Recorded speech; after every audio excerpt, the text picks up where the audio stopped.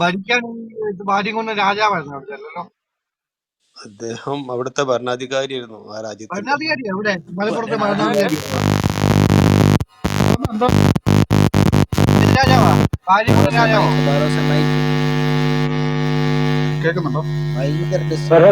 Mic on ആക്കുമ്പോ sound ഇപ്പൊ okay? അല്ലല്ല, earphones disconnect ചെയ്യും. ഇയർഫോൺസ് അല്ല, ഫോൺ ചാർജിങ് ഇല്ല. ഇപ്പൊ ചാർജർ റിമൂവ് ചെയ്യും. ചാർജർ ഉള്ളപ്പോ അങ്ങനെ sound വരും. ഇപ്പൊ ഓക്കെ ആ ആണോ? Okay okay okay. ആ എന്റെ അതെ, എന്തുവാ മഹോന്നതൻ നമ്മുടെ മെഹബൂബ് നമ്മുടെ ഒരു സ്നേഹിതനായിട്ട് സംസാരിക്കൂ. അത്രേ ഉള്ളൂ, ഓക്കെ പറഞ്ഞു അത്രേ ഉള്ളൂ. തുടങ്ങി. ഞാൻ ചോദിക്കുന്ന ഇത്രേ ഉള്ളൂ. ഏത് രാജ്യത്തെ രാജാവെന്നാ പറഞ്ഞു? അല്ല, അതിപ്പോ ആർക്കും ഗൂഗിളിൽ നോക്കിയാൽ കിട്ടും. ഗൂഗിളിലും രാജാവെന്നില്ലല്ലോ. തൂവൂർ കൂട്ടക്കൊലപാതകം കൂട്ടക്കൊല കണയിൽ ഡീറ്റെയിൽ കിട്ടും. ഞാൻ പറയട്ടെ, അങ്ങനെ എന്ത് സംഭവിച്ചു? അങ്ങനെ ബ്രിട്ടീഷുകാർ വന്ന് അവിടെ കുറെ മുസ്ലിങ്ങളെ അറസ്റ്റ് ചെയ്യുകയും വീടുകൾ കത്തിക്കുകയും നശിപ്പിക്കുകയും ചെയ്തു. അപ്പൊ അതിന് ഒറ്റുകാരായ ആളുകളെ, അത് ഒറ്റ കൊടുത്ത കുറെ ഹിന്ദുക്കളും മുസ്ലിങ്ങളും ഉണ്ട്, അവരെ ആ നാട്ടിലെ ജനങ്ങളെ കൈകാര്യം ചെയ്തു. ഇത് ഇദ്ദേഹം അറിയില്ല വാര്യംകുന്നത്ത്. അങ്ങനെ ഇത് അറിഞ്ഞപ്പോൾ ആ ചെയ്ത ആളുകളെ മുഴുവൻ കൂട്ടിക്കൊണ്ടുപോയി അവർക്ക് ശിക്ഷ കൊടുക്കുകയും ചെയ്തു. ഇതാണ് അവിടെ സംഭവിച്ചത്. ആശാനേ ആ വാറോസേ, ഇതാണ് അപ്പൊ അവിടെ സംഭവിച്ചത്. നമ്മൾ അറിയാൻ നമ്മള് ആർക്കും തെറ്റിദ്ധാരണയാണ്. നോക്കിയാൽ അറിയാം. ഗൂഗിള് ഇതാണ് ഒന്നടിച്ചു ഇതാണ് നോക്കിയാൽ അറിയാം. തെറ്റല്ലേ? Okay, okay okay Google okay. അപ്പൊ ഒരു നോക്കിയിട്ട് കാര്യം പറ. ചെയ്തേരാ. ആർക്കും അറിയാം. അല്ല, ഒരു കാര്യം ഒരു കാര്യം ഗൂഗിൾ നോക്കിയിട്ട് പറ. ഈ ചേക്കുട്ടി എന്ന മനുഷ്യനെ ശിക്ഷിച്ചതാരാ? അതും വാര്യംകുന്നം തന്നെയായിരുന്നു. ചേക്കുട്ടി ഇൻസ്പെക്ടർ ചേക്കുട്ടി ആരായിരുന്നു? ഗവൺമെന്റിന്റെ ഒറ്റുകാരനായിരുന്നു. ഗവൺമെന്റിന്റെ ഒറ്റുകാരനായിരുന്നു. ഒറ്റ കിണ്ണി എന്ന നാടല്ല, ബ്രിട്ടീഷുകാർ നിയമിച്ച ഉദ്യോഗസ്ഥനായിരുന്നു അവര്. അതെ, ബ്രിട്ടീഷുകാരെ നിയമിച്ച ബ്രിട്ടീഷുകാർക്കെതിരല്ലേ പോരാടുന്നത്? ഉദ്യോഗസ്ഥൻ. അദ്ദേഹത്തെ എന്തായിരുന്നു? അവിടുത്തെ അദ്ദേഹത്തിന്റെ ഉദ്യോഗത എന്തായിരുന്നു? എന്തിനാ അദ്ദേഹത്തെ ബ്രിട്ടീഷുകാർക്കെതിരെയാണ് ബ്രിട്ടീഷുകാർ പോരാടിയത് ഉദ്യോഗിച്ചത്? സുഹൃത്തെ. ആശാനെ, ബ്രിട്ടീഷുകാർ ഉദ്യോഗിച്ച ചേക്കുട്ടിയുടെ റോൾ എന്തായിരുന്നു? ചേക്കുട്ടിയെ അവര് ഉദ്യോഗിച്ചത് എന്തിനായിരുന്നു? പറ. അതെ, ചേക്കുട്ടിയെ ഈ മറ്റേ ഈ അതായത് സ്വാതന്ത്ര്യ സമര പോരാളികൾക്കെതിരെയുള്ള ക്കെതിരില് പ്രവർത്തിക്കാൻ വേണ്ടിട്ടാണ് അവരെ പ്രവർത്തിക്കാൻ വേണ്ടിട്ടോ? നിയമിച്ചത്. അല്ല, അതെ. കേക്ക്. വള്ളുവനാട് താലൂക്ക് പ്രദേശങ്ങളിലെ വീടുകൾ കത്തിക്കുകയും റോഡ് സ്ട്രീറ്റുകൾ അടിച്ചു തീർത്തപ്പോ അതിന് ക്രമസമാധാനം നഷ്ടപ്പെട്ടപ്പോഴാണ് ബ്രിട്ടീഷുകാർ ഇന്നയാളെ നിയമിച്ചത്. അതിന് പ്രതികാരമായിട്ടാണ് വീട്ടിൽ കയറി വന്ന് ഭാര്യയുടെ മക്കളുടെ മുമ്പിൽ വെച്ച് തല എടുത്തിട്ട് ആദ്യം വെടിവെച്ച് കൊന്നിട്ട് തലയെടുത്ത് കുന്തത്തെ കുത്തിയിട്ട് നാട് മുഴുവൻ നിന്ന ക്രൂരനെയാണ് നിങ്ങൾ ഈ വൃത്തികേട് പറയുന്നത്, അല്ലേ? അതെ, ബ്രിട്ടീഷുകാർക്ക് അനുകൂലമായിട്ട് നിന്ന ആള്. ബ്രിട്ടീഷുകാർക്കെതിരെ അതുകൊണ്ടല്ലേ പോരാടുന്നതിന് പാവപ്പെട്ട വീട്ടുകാരുടെ നെഞ്ചത്തോട്ട് കയറി എന്തിനാ? പാവപ്പെട്ട വീട്ടുകാരുടെ റോഡ് സ്ട്രീറ്റിലെ ലൈറ്റ് തല്ലിപ്പൊളിച്ച് എന്നതിനാ? ബ്രിട്ടീഷുകാർക്കുള്ള ഒരു യുദ്ധമാണെങ്കിൽ റോഡ് ബ്രിട്ടീഷുകാരോട് സ്റ്റേഷനിലെ പോരാടണം. ലൈറ്റോ? ആ പാവപ്പെട്ട കാലത്തോ? വീട്ടുകാരുടെ വീട് കത്തിച്ച് എന്തിനാ? ആ കാലത്തോ? അതായത് ഏ? അതായത് സ്വാതന്ത്ര്യ സമര പോരാളികൾ ഒറ്റ കൊടുത്ത എല്ലാവരും ശിക്ഷിക്കപ്പെട്ടിട്ടുണ്ട്. സ്വാതന്ത്ര്യ സമര അതിൽപ്പെട്ട പോരാളികളോ? ആളാണ് ഈ ഈ ഗർഭിണി. അപ്പൊ ഞാൻ ചോദിച്ചിട്ട്, ഗർഭിണികളുടെ വയറ് കുത്തി പൊളിച്ചോ? അവരും ഒറ്റ കൊടുത്തായിരുന്നോ? നോണ പറയല്ലേ സുഹൃത്തെ. നിങ്ങൾ ചരിത്രം പഠിക്കുക. ആശാനെ ചരിത്രം അറിയത്തില്ലെങ്കിൽ നിങ്ങൾക്ക് മിണ്ടാതിരിക്കണം. ചരിത്രം അറിയില്ല. വാ നിങ്ങൾ ഈ പൊത്തിയെടുത്ത് മിണ്ടാതിരിക്കണം. സംഘി യൂണിവേഴ്സിറ്റിയിൽ നിന്ന് വരുന്ന ഏത് സംഘി യൂണിവേഴ്സിറ്റി? നിങ്ങൾ ഒരു കാര്യം പറഞ്ഞേ. നിങ്ങൾ ഈ പറഞ്ഞ ചരിത്രം, ഈ മലബാർ കലാപം ഒരു സ്വാതന്ത്ര്യ സമരമാണെന്ന് ഏത് ചരിത്രത്തിലുള്ളൂ? ഒന്ന് പറഞ്ഞേ. ആ ചരിത്രം എഴുതിയ ആളുടെ പേരൊന്ന് പറഞ്ഞു. ചെയ്താൽ മതി, ഒന്ന് അടിച്ചെടുത്താൽ മതി. ഗൂഗിളിൽ തുറഞ്ഞ കാര്യം തന്നെ ഞാനും പറഞ്ഞേ. ചരിത്രകാരൻ പറഞ്ഞ രേഖ പറയൂ. കൂട്ടക്കൊല അന്ന് അടിച്ചു നോക്കിയാൽ കിട്ടുന്ന സംഭവമാണ് ഇതൊക്കെ. തൂവൂര് കൂട്ടക്കൊല ആയിക്കോട്ടെ, വാര്യംകുന്ന് നടത്തിയ കൂട്ടക്കൊല ആയിക്കോട്ടെ, ഗർഭിണികളുടെ വയറ് കുത്തിപ്പൊളിച്ചതും നാട്ടുകാരുടെ അഞ്ചത്തോട്ട് കയറി എന്തിനാണെന്ന് ചോദിച്ചു. അതൊക്കെ സ്വാതന്ത്ര്യ സമരം. ഇതാണ് സ്വാതന്ത്ര്യ സമര സേന. ബ്രിട്ടീഷുകാരല്ല. ഞാൻ ബ്രിട്ടീഷുകാർ ചെയ്തതിനെ കുറിച്ച് ഞാൻ ചോദിച്ചില്ല. ബ്രിട്ടീഷുകാർ ചെയ്തതിനെ കുറിച്ച് ഞാൻ ചോദിച്ചില്ല. ഞാൻ ചോദിച്ചത് ഇത്ര. ഒരു മിനിറ്റ് സിസ്റ്ററെ, ഞാൻ ചോദിച്ചത് ഇപ്പോ നിലവിലിപ്പോ കേരളം ഭരിക്കുന്നത് ഇവരാണ്, മുസ്ലിം ലീഗാണ്. അപ്പോ ഇവിടെയുള്ള ക്രിസ്ത്യാനികളും ഹിന്ദുക്കളും ഒക്കെ രാജ്യത്തെ ഒറ്റുകൊടുക്കുന്നവരാണ്. മുസ്ലിം ലീഗിന്റെ നേതാക്കളാണ് ഇവിടെ ഭരിക്കുന്നത്. ഹിന്ദുക്കളും ക്രിസ്ത്യാനികളും കേരളത്തെ ഒറ്റിക്കൊടുക്കുന്നവരാണ് BJPക്കും കേന്ദ്ര ഗവൺമെന്റിനും. അപ്പൊ അവരെ എന്ത് ചെയ്യണം? കാര്യം മനസ്സിലാവുന്നുണ്ടോ? ആർക്കും മനസ്സിലായില്ല. ഒന്ന് വൃത്തിയിൽ പറഞ്ഞിരിക്കുക, അപ്പൊ എല്ലാം മനസ്സിലാവുള്ളൂ. എല്ലാവർക്കും മനസ്സിലാവൂല. ഇത്രേ ഉള്ളൂ. ഇസ്ലാമിനെതിരെ തിരിയുന്ന എല്ലാവരും ഒറ്റുകാരാണ് നിങ്ങളുടെ കണ്ണി. മനസ്സിലാവുന്നുണ്ടോ? നിങ്ങൾ സപ്പോർട്ട് ചെയ്യുന്ന പാർട്ടീനെ ആരെങ്കിലും എതിർത്താൽ അവരൊക്കെ നിങ്ങൾക്ക് ഒറ്റുകാരാണ്. ഇത് തന്നെയാ നിങ്ങൾ വാര്യംകുന്നത്തിന്റെ കാര്യത്തിലും പറയുന്നത്. മുനമ്പംകാര് ബി ജെ ബ്രിട്ടീഷുകാർ പിക്ക് വോട്ട് ചെയ്യുമെന്ന് ക്രിസ്ത്യാനികളിലെ ശരിക്കും പറഞ്ഞപ്പോ ഒറ്റുകാര് അവരെല്ലാം ഒറ്റുകാരായി. ബ്രിട്ടീഷുകാർക്കും വേണ്ടി ഉം. ഒറ്റുചേര മിണ്ടാതിരിക്കെ അവേ ലക്ഷക്കണക്കിന് നിങ്ങളുടെ അവിടെ ഹിന്ദുക്കളെ ഇരിക്കെ, കൊന്ന അവിടെ ആരാണ്? നിങ്ങൾ ഇരിക്കെ, തന്നെയല്ലേ? വേറെ ആരാ? സുഹൃത്തെ, ഇവിടെ ഒന്ന് ലക്ഷക്കണക്കിന് മിണ്ടാതിരിക്കെ മനുഷ്യ. ഹിന്ദുക്കളെ കൊന്നതിന്റെ ചരിത്രം ഞാൻ വേണേ വായിച്ചു കേൾപ്പിക്കാം. അത് ആര് സഹോദരങ്ങളെ, പറഞ്ഞാന്നറിയാം? ബാറോസെ ബാറോസെ ബാറോസെ നമുക്ക് ആ വിഷയം ഇവിടെ വിടാം. ഒന്നാമത്തെ കാര്യം, ഞാൻ വിചാരിച്ചു മെഹബൂബ് കയറുന്ന ഒരു തകർക്കാൻ വന്നേ. നിങ്ങൾ എത്ര ദിവസങ്ങളായിട്ട് പിടിച്ചു വെച്ചേക്കുന്ന വിഷയമാണ്. മെഹബൂബ് റിസർച്ച് ചെയ്തിട്ട് വന്നതാണെന്ന് ഞാൻ വിചാരിച്ചത്. അതുകൊണ്ടാണ് ഞാൻ ഇത്രയും നേരം അന്ന് കേട്ടിരുന്നത്.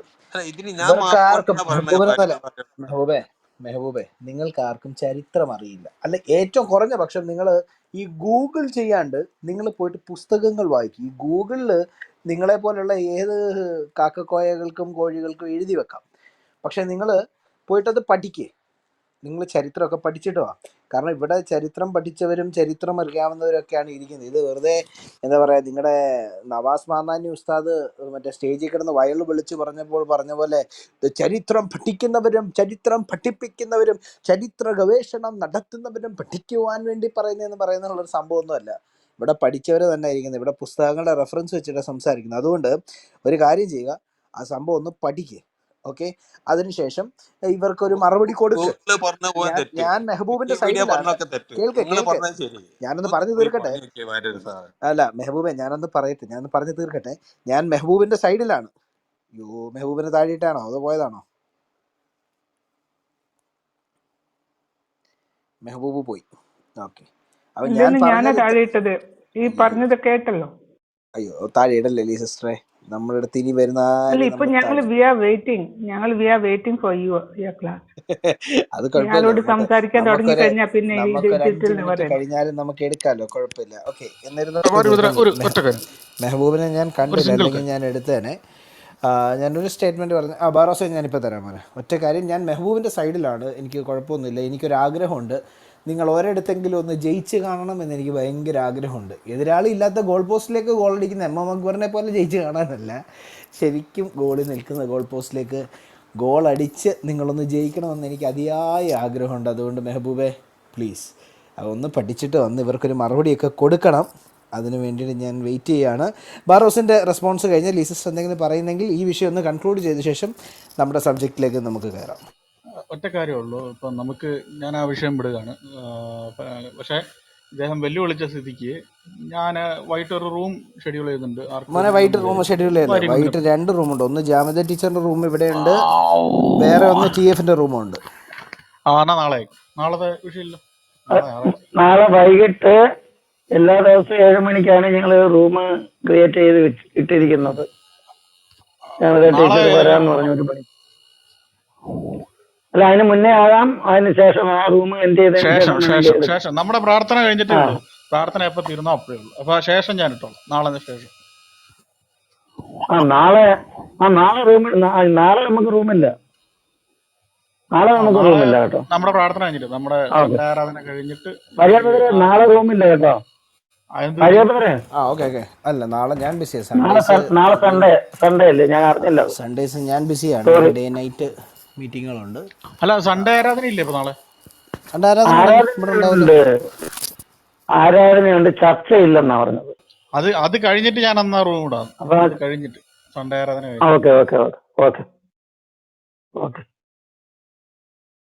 ഓക്കെ. ലീസൂടെ പറഞ്ഞിട്ട്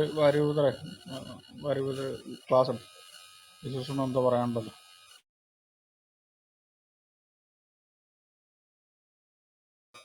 ഹലോ.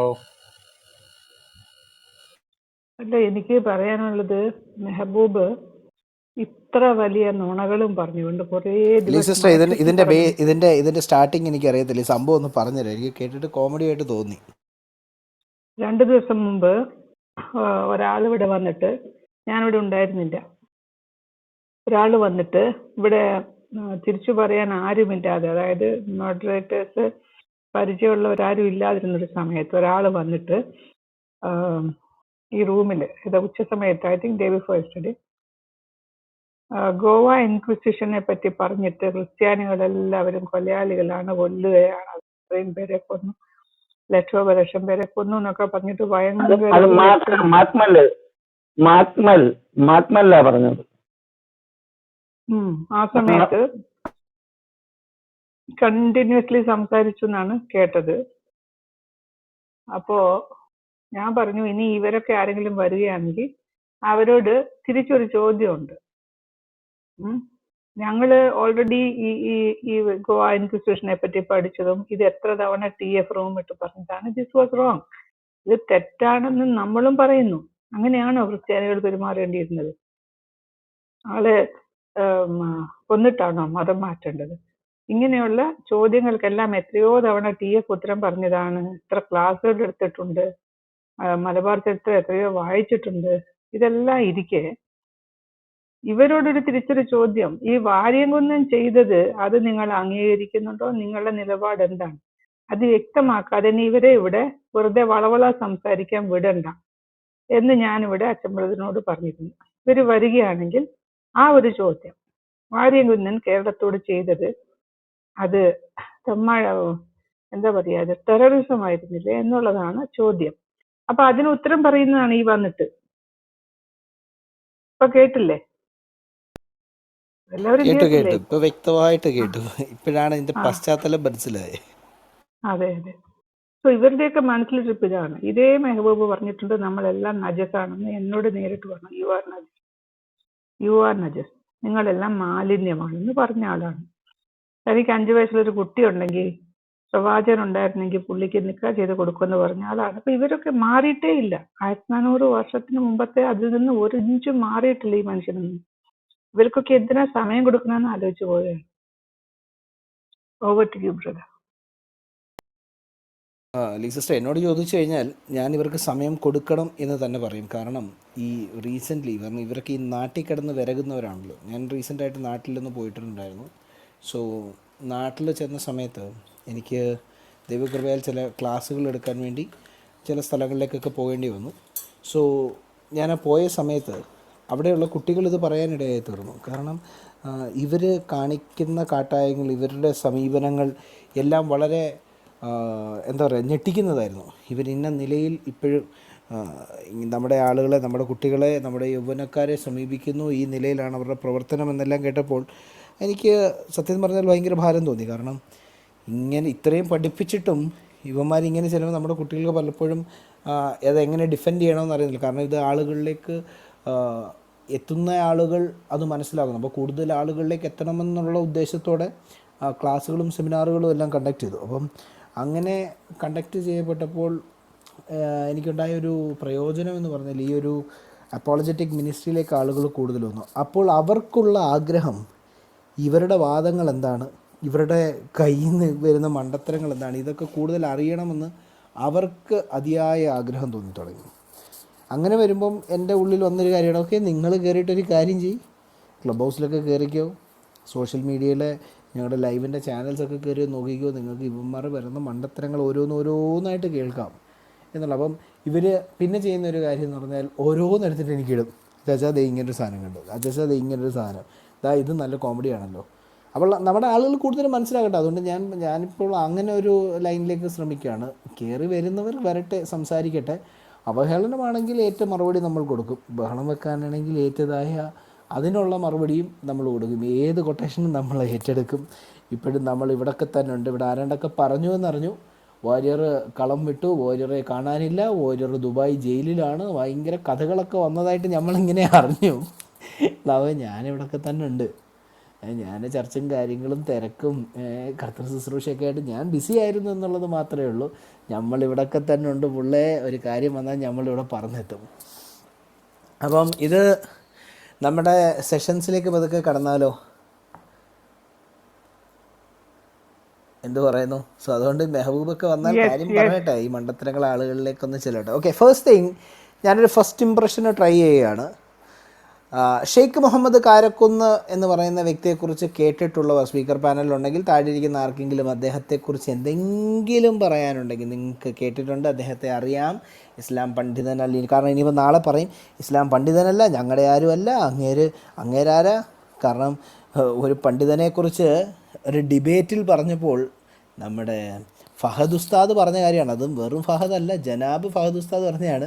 ഏതാണ്ട് ചായപ്പീടിയെ നിൽക്കുന്നവനും ഏതാണ്ട് മീൻ വെട്ടുന്നവനുമായ മുസ്തഫ കാക്കാനെ എടുത്തുകൊണ്ട് വന്നേക്കാണ് എന്നും പറഞ്ഞുകൊണ്ട് സംസാരിച്ച ടീമുകളാണ്. അതുകൊണ്ട് നമ്മുടെ മുസ്തഫ ഫൈസി അല്ലല്ലോ, ഷെയ്ഖ് മുഹമ്മദ് കാരക്കുന്നിനെ കുറിച്ച് കേട്ടിട്ടുള്ളവർ, അറിയാവുന്ന ആളുകൾ ഒന്ന് കമൻറ്റ് ചെയ്തേക്കണം. അല്ലെങ്കിൽ നാളെ നമ്മുടെ പറഞ്ഞാലേ ആഡം ഓരോടെ സാറ് കുഞ്ഞമ്മയുടെ താഴെയുണ്ട്. മോനാണ്. ആഡം സാർ താഴെയുണ്ടല്ലോ, താന്നറിയായിരിക്കും. പിന്നെ വേണ്ടത് നമ്മുടെ വീരുമായിട്ടുള്ള ഡിബേറ്റ് പാർട്ട് 2 ഒന്നും നടത്തുവാണ് നല്ലതായിരിക്കും കേട്ടോ. വീരുമായിട്ടുള്ള ഡിബേറ്റ് പാർട്ട് 2ഓ? എന്നെ ചിരിപ്പിക്കല്ലേ കുഞ്ഞെ. ഞാൻ ഒരാഴ്ച തിരിച്ചത്, ഒരാഴ്ച തിരിച്ചിട്ടുണ്ട്, ഓർത്തോർത്തിരിക്കും. അത് എൻ്റെ സഹോദരന്മാരെ, ഞാനത് അപ്ലോഡ് ചെയ്തായിരുന്നു. ഞാൻ സീരിയസ്ലി ഞാനത് മറന്നുപോയി. അത് അപ്ലോഡ് ചെയ്തായിരുന്നോ ഇല്ലയോ എന്തായിരുന്നു എന്നുള്ളത്. വീരൂര് വയറുവേദനയാണ്. ഇവിടെ ഇവിടെ വയറുവെച്ചല്ല ഞങ്ങൾ സംസാരിക്കുന്നത്. ഞങ്ങള് ഈ ഞങ്ങളുടെ അല്ല, വായു ഒരു കൊണ്ടാണ് കാര്യം ചെയ്താൽ അങ്ങോട്ട് മതി. സംസാരിക്കുന്നത്. അല്ലല്ല, നമ്മൾ അങ്ങനെ പറയാം. നമ്മൾ ഒരാൾ സുഖമില്ല എന്ന് പറഞ്ഞാൽ അതിനേറ്റതായ മരുന്ന് പറഞ്ഞു കൊടുക്കാണ്ട് പോകേണ്ടത്. മുഹമ്മദിന്റെ മൂത്രം കുടിച്ചാൽ മതി, വീരു റെഡി ആയിക്കോളൂ. കരിഞ്ജീരകത്തിന്റെ കാര്യം പറഞ്ഞു കൊടുക്കേ. അല്ലല്ല, അല്ല, മൂത്രം മൂത്രം ജിമി ചായ അങ്ങനെ പറയരുത്. ജിമി ചായ മുഹമ്മദിന്റെ മൂത്രമാണ് അതിന് ഏറ്റവും ബെസ്റ്റ് ആയിട്ടുള്ള സാധനം.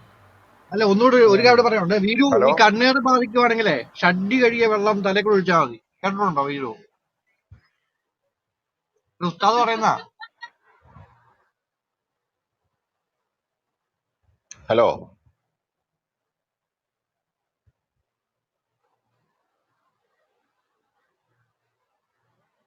ഏതോ ഒരു ഹലോ കേട്ടല്ലോ. ആരോ മൈക്ക് ടെസ്റ്റ് കളിക്കുന്നുണ്ടല്ലോ. ആ ആദം പറയൂ. ആദം ആദം മൈക്ക് എടുക്കാമെങ്കിൽ മൈക്ക് എടുക്കില്ലെങ്കിൽ ഇപ്പൊ താഴോട്ട് വിടും. താഴെ ഇവിടെ അല്ല, അതേ ഒന്നും മിണ്ടുന്നില്ല. മിണ്ടിക്കോളൂ. അപ്പൊ ആരും പറഞ്ഞു.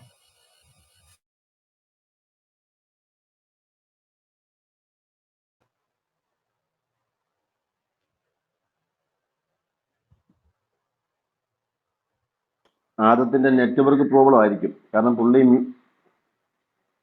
അൺമ്യൂട്ട് ചെയ്തായിരിക്കണം. ഇപ്പോൾ പോയ ആള് അദ്ദേഹം വന്നോളൂ. ഹലോ. കേക്കാം.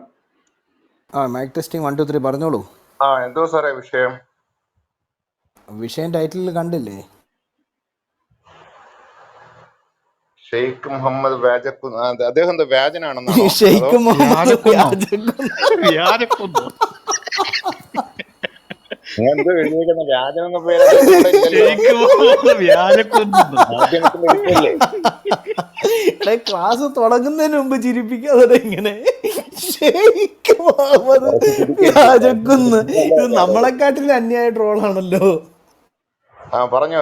അത് മാധ്യമത്തിന്റെ സബ് എഡിറ്റർ ആയിരുന്നു. എന്നിട്ട് ഹലോ. എന്നിട്ട് എന്നിട്ട് എന്തോ പ്രശ്നം എന്തോ ഇപ്പം പുള്ളിക്ക്? ഈ ഷെയ്ഖ് മുഹമ്മദ് മാധ്യമത്തിന്റെ സബ് എഡിറ്റർ മാത്രമായിരുന്നോ? അദ്ദേഹം പോപ്പുലർലി നോൺ ആസ്, അതാണ് അറിയുന്നത്, മാധ്യമത്തിന്റെ സബ് എഡിറ്റർ ആയിരുന്നു ഷെയ്ഖ് മുഹമ്മദ് കാരക്കുന്ന്. മാധ്യമത്തിന്റെ ഒരു എഡിറ്റോറിയൽ ബോർഡിലും ഉണ്ട് പുള്ളി. അതിലിപ്പോ ശരി, പ്രശ്നം എന്താ? അദ്ദേഹത്തിന് അതിലും പ്രസിദ്ധമായ മറ്റൊരു കാര്യമുണ്ടല്ലോ അദ്ദേഹത്തിന്. അദ്ദേഹവും ഇസ്ലാമിക ലോകമായിട്ടുള്ള ഒരു ബന്ധം എങ്ങനെയാണ്? അല്ല, പുള്ളി മാധ്യമത്തിന്റെ എഡിറ്റർ എന്ന രീതിയിലാണ് കേരളത്തിൽ പോപ്പുലർ ആയിട്ടുള്ളത്. ഇതിനകത്ത് പുള്ളിയുടെ എഡിറ്റോറിയൽ ഉണ്ടാവും. പിന്നെ പ്രബോധനത്തില് പുള്ളിയുടെ ലേഖനങ്ങൾ ഉണ്ടാവും. ഏത് പ്രബോധനം? പ്രബോധനം പറഞ്ഞൂടെ? ജമാഅത്ത് ഇസ്ലാമിയുടെ ആഴ്ചപ്പതിപ്പ്. ജമാഅത്ത് ഇസ്ലാമിയുടെ ആഴ്ചപ്പതിപ്പിനകത്തുണ്ട്. പിന്നെ ഞങ്ങൾ ഈ കുട്ടികളുടെ ചവറൊന്നും വായിക്കാറില്ല, മഞ്ചാടിക്കകത്തുണ്ട്. അതുകൊണ്ട് പിന്നെ അത് എടുത്തു പറയണം. ഇസ്ലാമികമായിട്ടുള്ള പ്രസിദ്ധീകരണമൊന്നുമല്ല, എടുത്തു പറയണം. പ്രബോധനം എന്ന് വെച്ച് കഴിഞ്ഞാൽ അത് ജമാഅത്ത് ഇസ്ലാമിക്കാരുടെ വീട്ടിലല്ല, എല്ലാവരുടെ വീട്ടിലും വരുന്നതാണ് പ്രബോധനം. അത് എല്ലാ ആഴ്ചയിലുള്ള ഏറ്റവും കൂടുതൽ സർക്കുലേഷൻ ഉള്ളതാണ് പ്രബോധനം. അതുപോലെ മഞ്ചാടി എന്ന് പറയുന്ന അവരുടെ ഈ നമ്മുടെ മലർവാടി എന്ന് പറയുന്ന അവരുടെ ഈ ബാലരമ പോലുള്ള പ്രസിദ്ധീകരണത്തിന്റെയും എഡിറ്ററാണ്.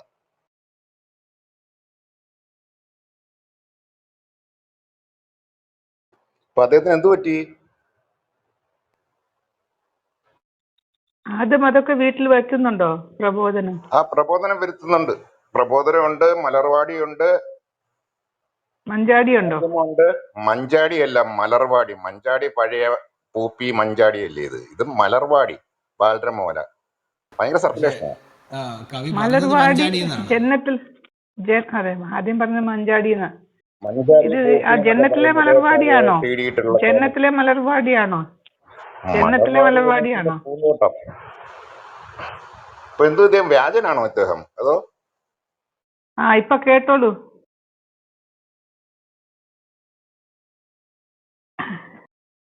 ഇദ്ദേഹം ഇസ്ലാമിക ലോകത്തിന് സംഭാവിച്ച ബൃഹത്തായ സംഭാവനകളൊന്നും ആരും കേട്ടിട്ടില്ല, അല്ലെങ്കിൽ കേട്ടിട്ടില്ല എന്ന് മാഡം അഭിനയിക്കുന്നു. ചാനലൊന്നും കണ്ടിട്ടില്ലേ? ഇയാൾ അഭിനയിക്കുന്നതിൽ പോപ്പുലർ ഒന്നാമൻ മാധ്യമത്തിന്റെ എഡിറ്റോറിയൽ ചീഫാണ്. ഇയാളൊന്നും മിണ്ടാതിരിക്കുക. അദ്ദേഹമാണ് ഇയാള് ചർച്ചയിലൊക്കെ കുടും കുടും വരുന്നത്. കുടും ഈശോനെ കുടും കുടും കുടും കുടും കുടും ഒന്ന് മിണ്ടാതിരിക്കും മനുഷ്യ.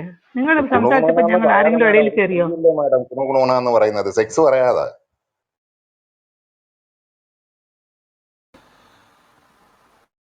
കേട്ടോ എല്ലാരും?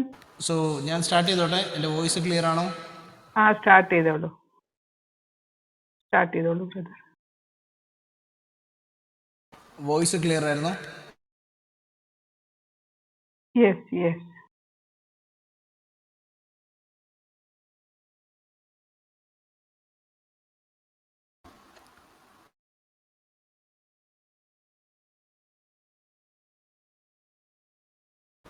ഓക്കെ, എന്തെങ്കിലും ഡിസ്റ്റർബൻസ് ഉണ്ടെങ്കിൽ ഒന്ന് കമൻറ്റിൽ ഇട്ടേക്കണേ.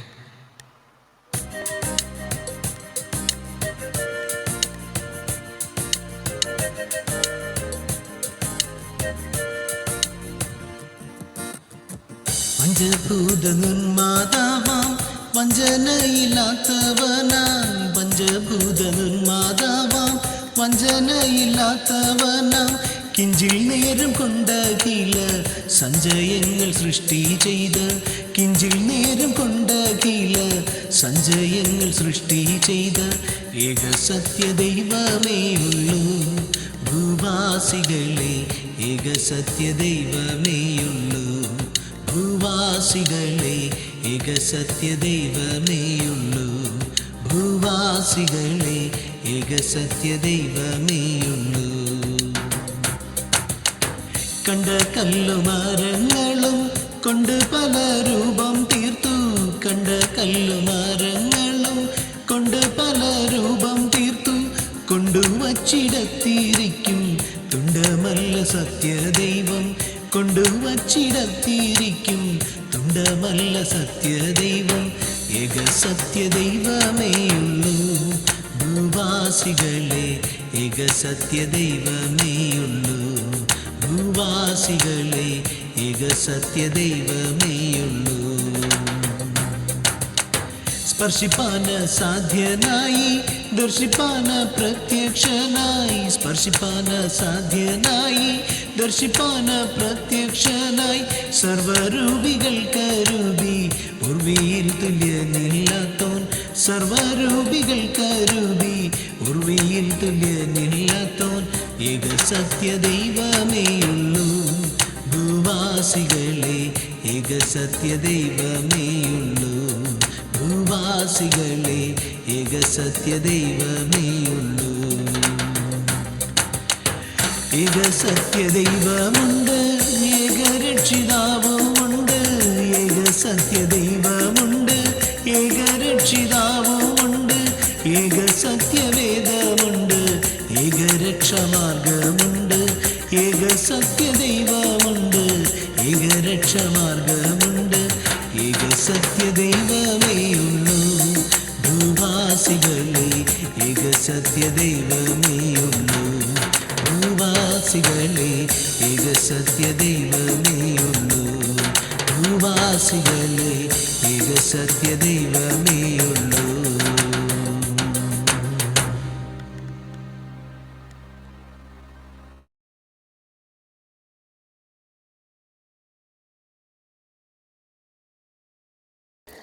Price the Lord. ദൈവത്തിൻ്റെ പരിശുദ്ധ നാമം പിന്നെയും മഹത്വപ്പെടുമാറാകട്ടെ. പാട്ടിൽ പറഞ്ഞതുപോലെ ഏക സത്യ ദൈവമേ ഉള്ളൂ, കണ്ട കല്ലും മരങ്ങളും ഒക്കെ കൊണ്ട് ഏതെങ്കിലുമൊക്കെ മൂലയിൽ വെച്ച് ഇതാണ് കിബിലയെന്നും ഇതാണ് ലോകത്തിൻ്റെ സെൻറ്റർ എന്നും ഒക്കെ പറഞ്ഞ് എവിടെങ്കിലുമൊക്കെ കൊണ്ടുവച്ചിട്ട് ആരെങ്കിലുമൊക്കെ പോയി അതിനെ ഉമ്മ വെക്കാൻ നിന്നിട്ട് ഇതാകുന്നു നിൻ്റെ ദൈവം ബഹു അക്ബർ എന്ന് പറഞ്ഞുകൊണ്ട് വിളിച്ചു പറയത്തക്കവണ്ണം എൻ്റെ ദൈവം കല്ലും മണ്ണും ഒന്നുമല്ല, ഏകസത്യ ദൈവം മാത്രമേ ഉള്ളൂ. അവൻ്റെ പേര് കർത്താവായ യേശു ക്രിസ്തു എന്നാണ്. ആ കർത്താവായ യേശു ക്രിസ്തുവിൻ്റെ നാമത്തിൽ എല്ലാവർക്കും സ്നേഹവന്ദനം. ഷെയ്ഖ് മുഹമ്മദ് കാരക്കുന്ന് എന്ന് പറയുന്ന വ്യക്തി വ്യാജനാണോ അല്ലെങ്കിൽ അദ്ദേഹം ഒരു നുണയനാണോ, രാജനുണയനാണോ എന്ന് പരിശോധിക്കുന്ന ഒരു ഭാഗമാണ്. അതുകൊണ്ട് തന്നെ കുറച്ച് സഭ്യമായ നിലയിൽ നമ്മൾ ടൈറ്റിൽ ഇങ്ങനെ ഇട്ടിരിക്കുന്നു: ഷെയ്ഖ് മുഹമ്മദ് കാരക്കുന്ന് വ്യാജൻ എന്നത് ശരിയാണോ? ഇവിടെ ഇസ്ലാമിക സഹോദരനായ അല്ലെങ്കിൽ ഇസ്ലാം പണ്ഡിതനായ ആദം എന്ന് പറയുന്ന പണ്ഡിതൻ കയറി വന്ന് പറഞ്ഞു ഷെയ്ഖ് മുഹമ്മദ് വ്യാജക്കുന്നൻ എന്നാണെന്നൊക്കെ പേരൊക്കെ പറഞ്ഞു. എന്തായാലും നമുക്കങ്ങനെ ഒരു അവകാശവാദം നിലവിലില്ല. കാരണം നമുക്ക് അദ്ദേഹത്തിൻ്റെ ചില ഗ്രന്ഥങ്ങളിലൂടെ കടന്നു പോകേണ്ട ആവശ്യമുണ്ട്. അദ്ദേഹം ഇവിടെ ആഡം എന്ന് പറയുന്ന ഇസ്ലാമിക പണ്ഡിതൻ കയറി വന്ന് പറഞ്ഞു ഷെയ്ഖ് മുഹമ്മദിൽ കാരക്കുന്നിൽ എന്ന് പറയുന്നത് മാധ്യമത്തിൻ്റെ എഡിറ്ററായിരുന്നു, അതിൻ്റെ ഒരു പ്രവർത്തകനായിരുന്നു. പിന്നെ പ്രബോധനം എന്ന് പറയുന്ന ഇസ്ലാമികമായ ഒരു ഗ്രന്ഥത്തിൻ്റെ എന്തോ സബ് എഡിറ്ററോ എന്താണ്ടൊക്കെയാണെന്ന് പറയുന്നു. അത് ആരെങ്കിലും ആകട്ടെ, ഷെയ്ഖ് മുഹമ്മദ് കാരക്കുന്ന് ആരാണെന്ന് ചോദിച്ചാൽ അദ്ദേഹത്തിൻ്റെ ഗ്രന്ഥങ്ങൾ മാത്രം പരിശോധിച്ചാൽ മതി. അദ്ദേഹം എഴുതുന്ന ഗ്രന്ഥങ്ങൾ ഇസ്ലാമിക ഗ്രന്ഥങ്ങളാണ്. അദ്ദേഹം എഴുതിയ ഗ്രന്ഥങ്ങളിൽ ഒന്നാണ് യേശു ഖുറാനിൽ. ഇന്ന് മുതൽ അതിൻ്റെ ഒരു സീരീസാണ് നമ്മൾ ശ്രമിക്കുന്നത്. ഞാൻ അടുത്ത ദിവസങ്ങൾ വന്ന് സംസാരിക്കുമ്പോഴെല്ലാം TFൻ്റെ റൂമിലല്ലാത്ത റൂമുകളിൽ ഞാൻ സംസാരിക്കുന്നെങ്കിൽ ഇവിടെ ഈ റൂമിൽ ഇതിൻ്റെ കണ്ടിന്യൂസ് പാർട്ടുകൾ ഉണ്ടാകും. ഇത് വേഗത്തിൽ ഷെഡ്യൂൾ ചെയ്യപ്പെട്ട റൂമാണ്. ഇന്നലെ പറഞ്ഞ് ഇന്ന് വേഗത്തിൽ ഷെഡ്യൂൾ ചെയ്ത റൂമാണ്. അതുകൊണ്ട് തന്നെ ആളുകൾ അധികം അറിഞ്ഞിട്ടുണ്ടാവില്ല. പക്ഷേ ഇനിയുള്ള ദിവസങ്ങൾ നമ്മൾ കുറച്ചും കൂടെ മുൻപേ അറിയിക്കുന്നതായിരിക്കും. അതിൻ്റെ ടൈമും കാര്യങ്ങളും എല്ലാം നമ്മളെല്ലാവർക്കും ഓക്കെ ആകുന്ന നിലയിൽ നമ്മളിത് ചെയ്യുന്നതാണ്. ഇത് പ്രസാധനം ചെയ്തിരിക്കുന്ന യേശു ഖുറാനിൽ എന്ന് പറയുന്ന ഷെയ്ഖ് മുഹമ്മദ് കാരക്കുന്നിൻ്റെ പുസ്തകം പ്രസാധനം ചെയ്തിരിക്കുന്ന ഡയലോഗ് സെൻറ്റർ കേരളയാണ് കോഴിക്കോടുള്ളത്. ഇതിൻ്റെ ഡിസ്ട്രിബ്യൂഷൻ ഏറ്റെടുത്തിരിക്കുന്നത് IPH ആണ്. ഓക്കെ, അപ്പം ഇതിനകത്ത് ഞാൻ ഇതിൻ്റെ കവർ പേജിൽ നിന്ന് സ്റ്റാർട്ട് ചെയ്യാം. ഇതിൻ്റെ ഒരു കവർ പേജ് ഞാനൊരു DP ഇടാം. നിങ്ങൾക്ക് കാണാൻ കഴിയുന്നെങ്കിൽ നിങ്ങളതൊന്ന് ശ്രദ്ധിച്ചുകൊള്ളുക. ഞാനൊരു DP ഇട്ട് കാണിക്കാം നിങ്ങളെ.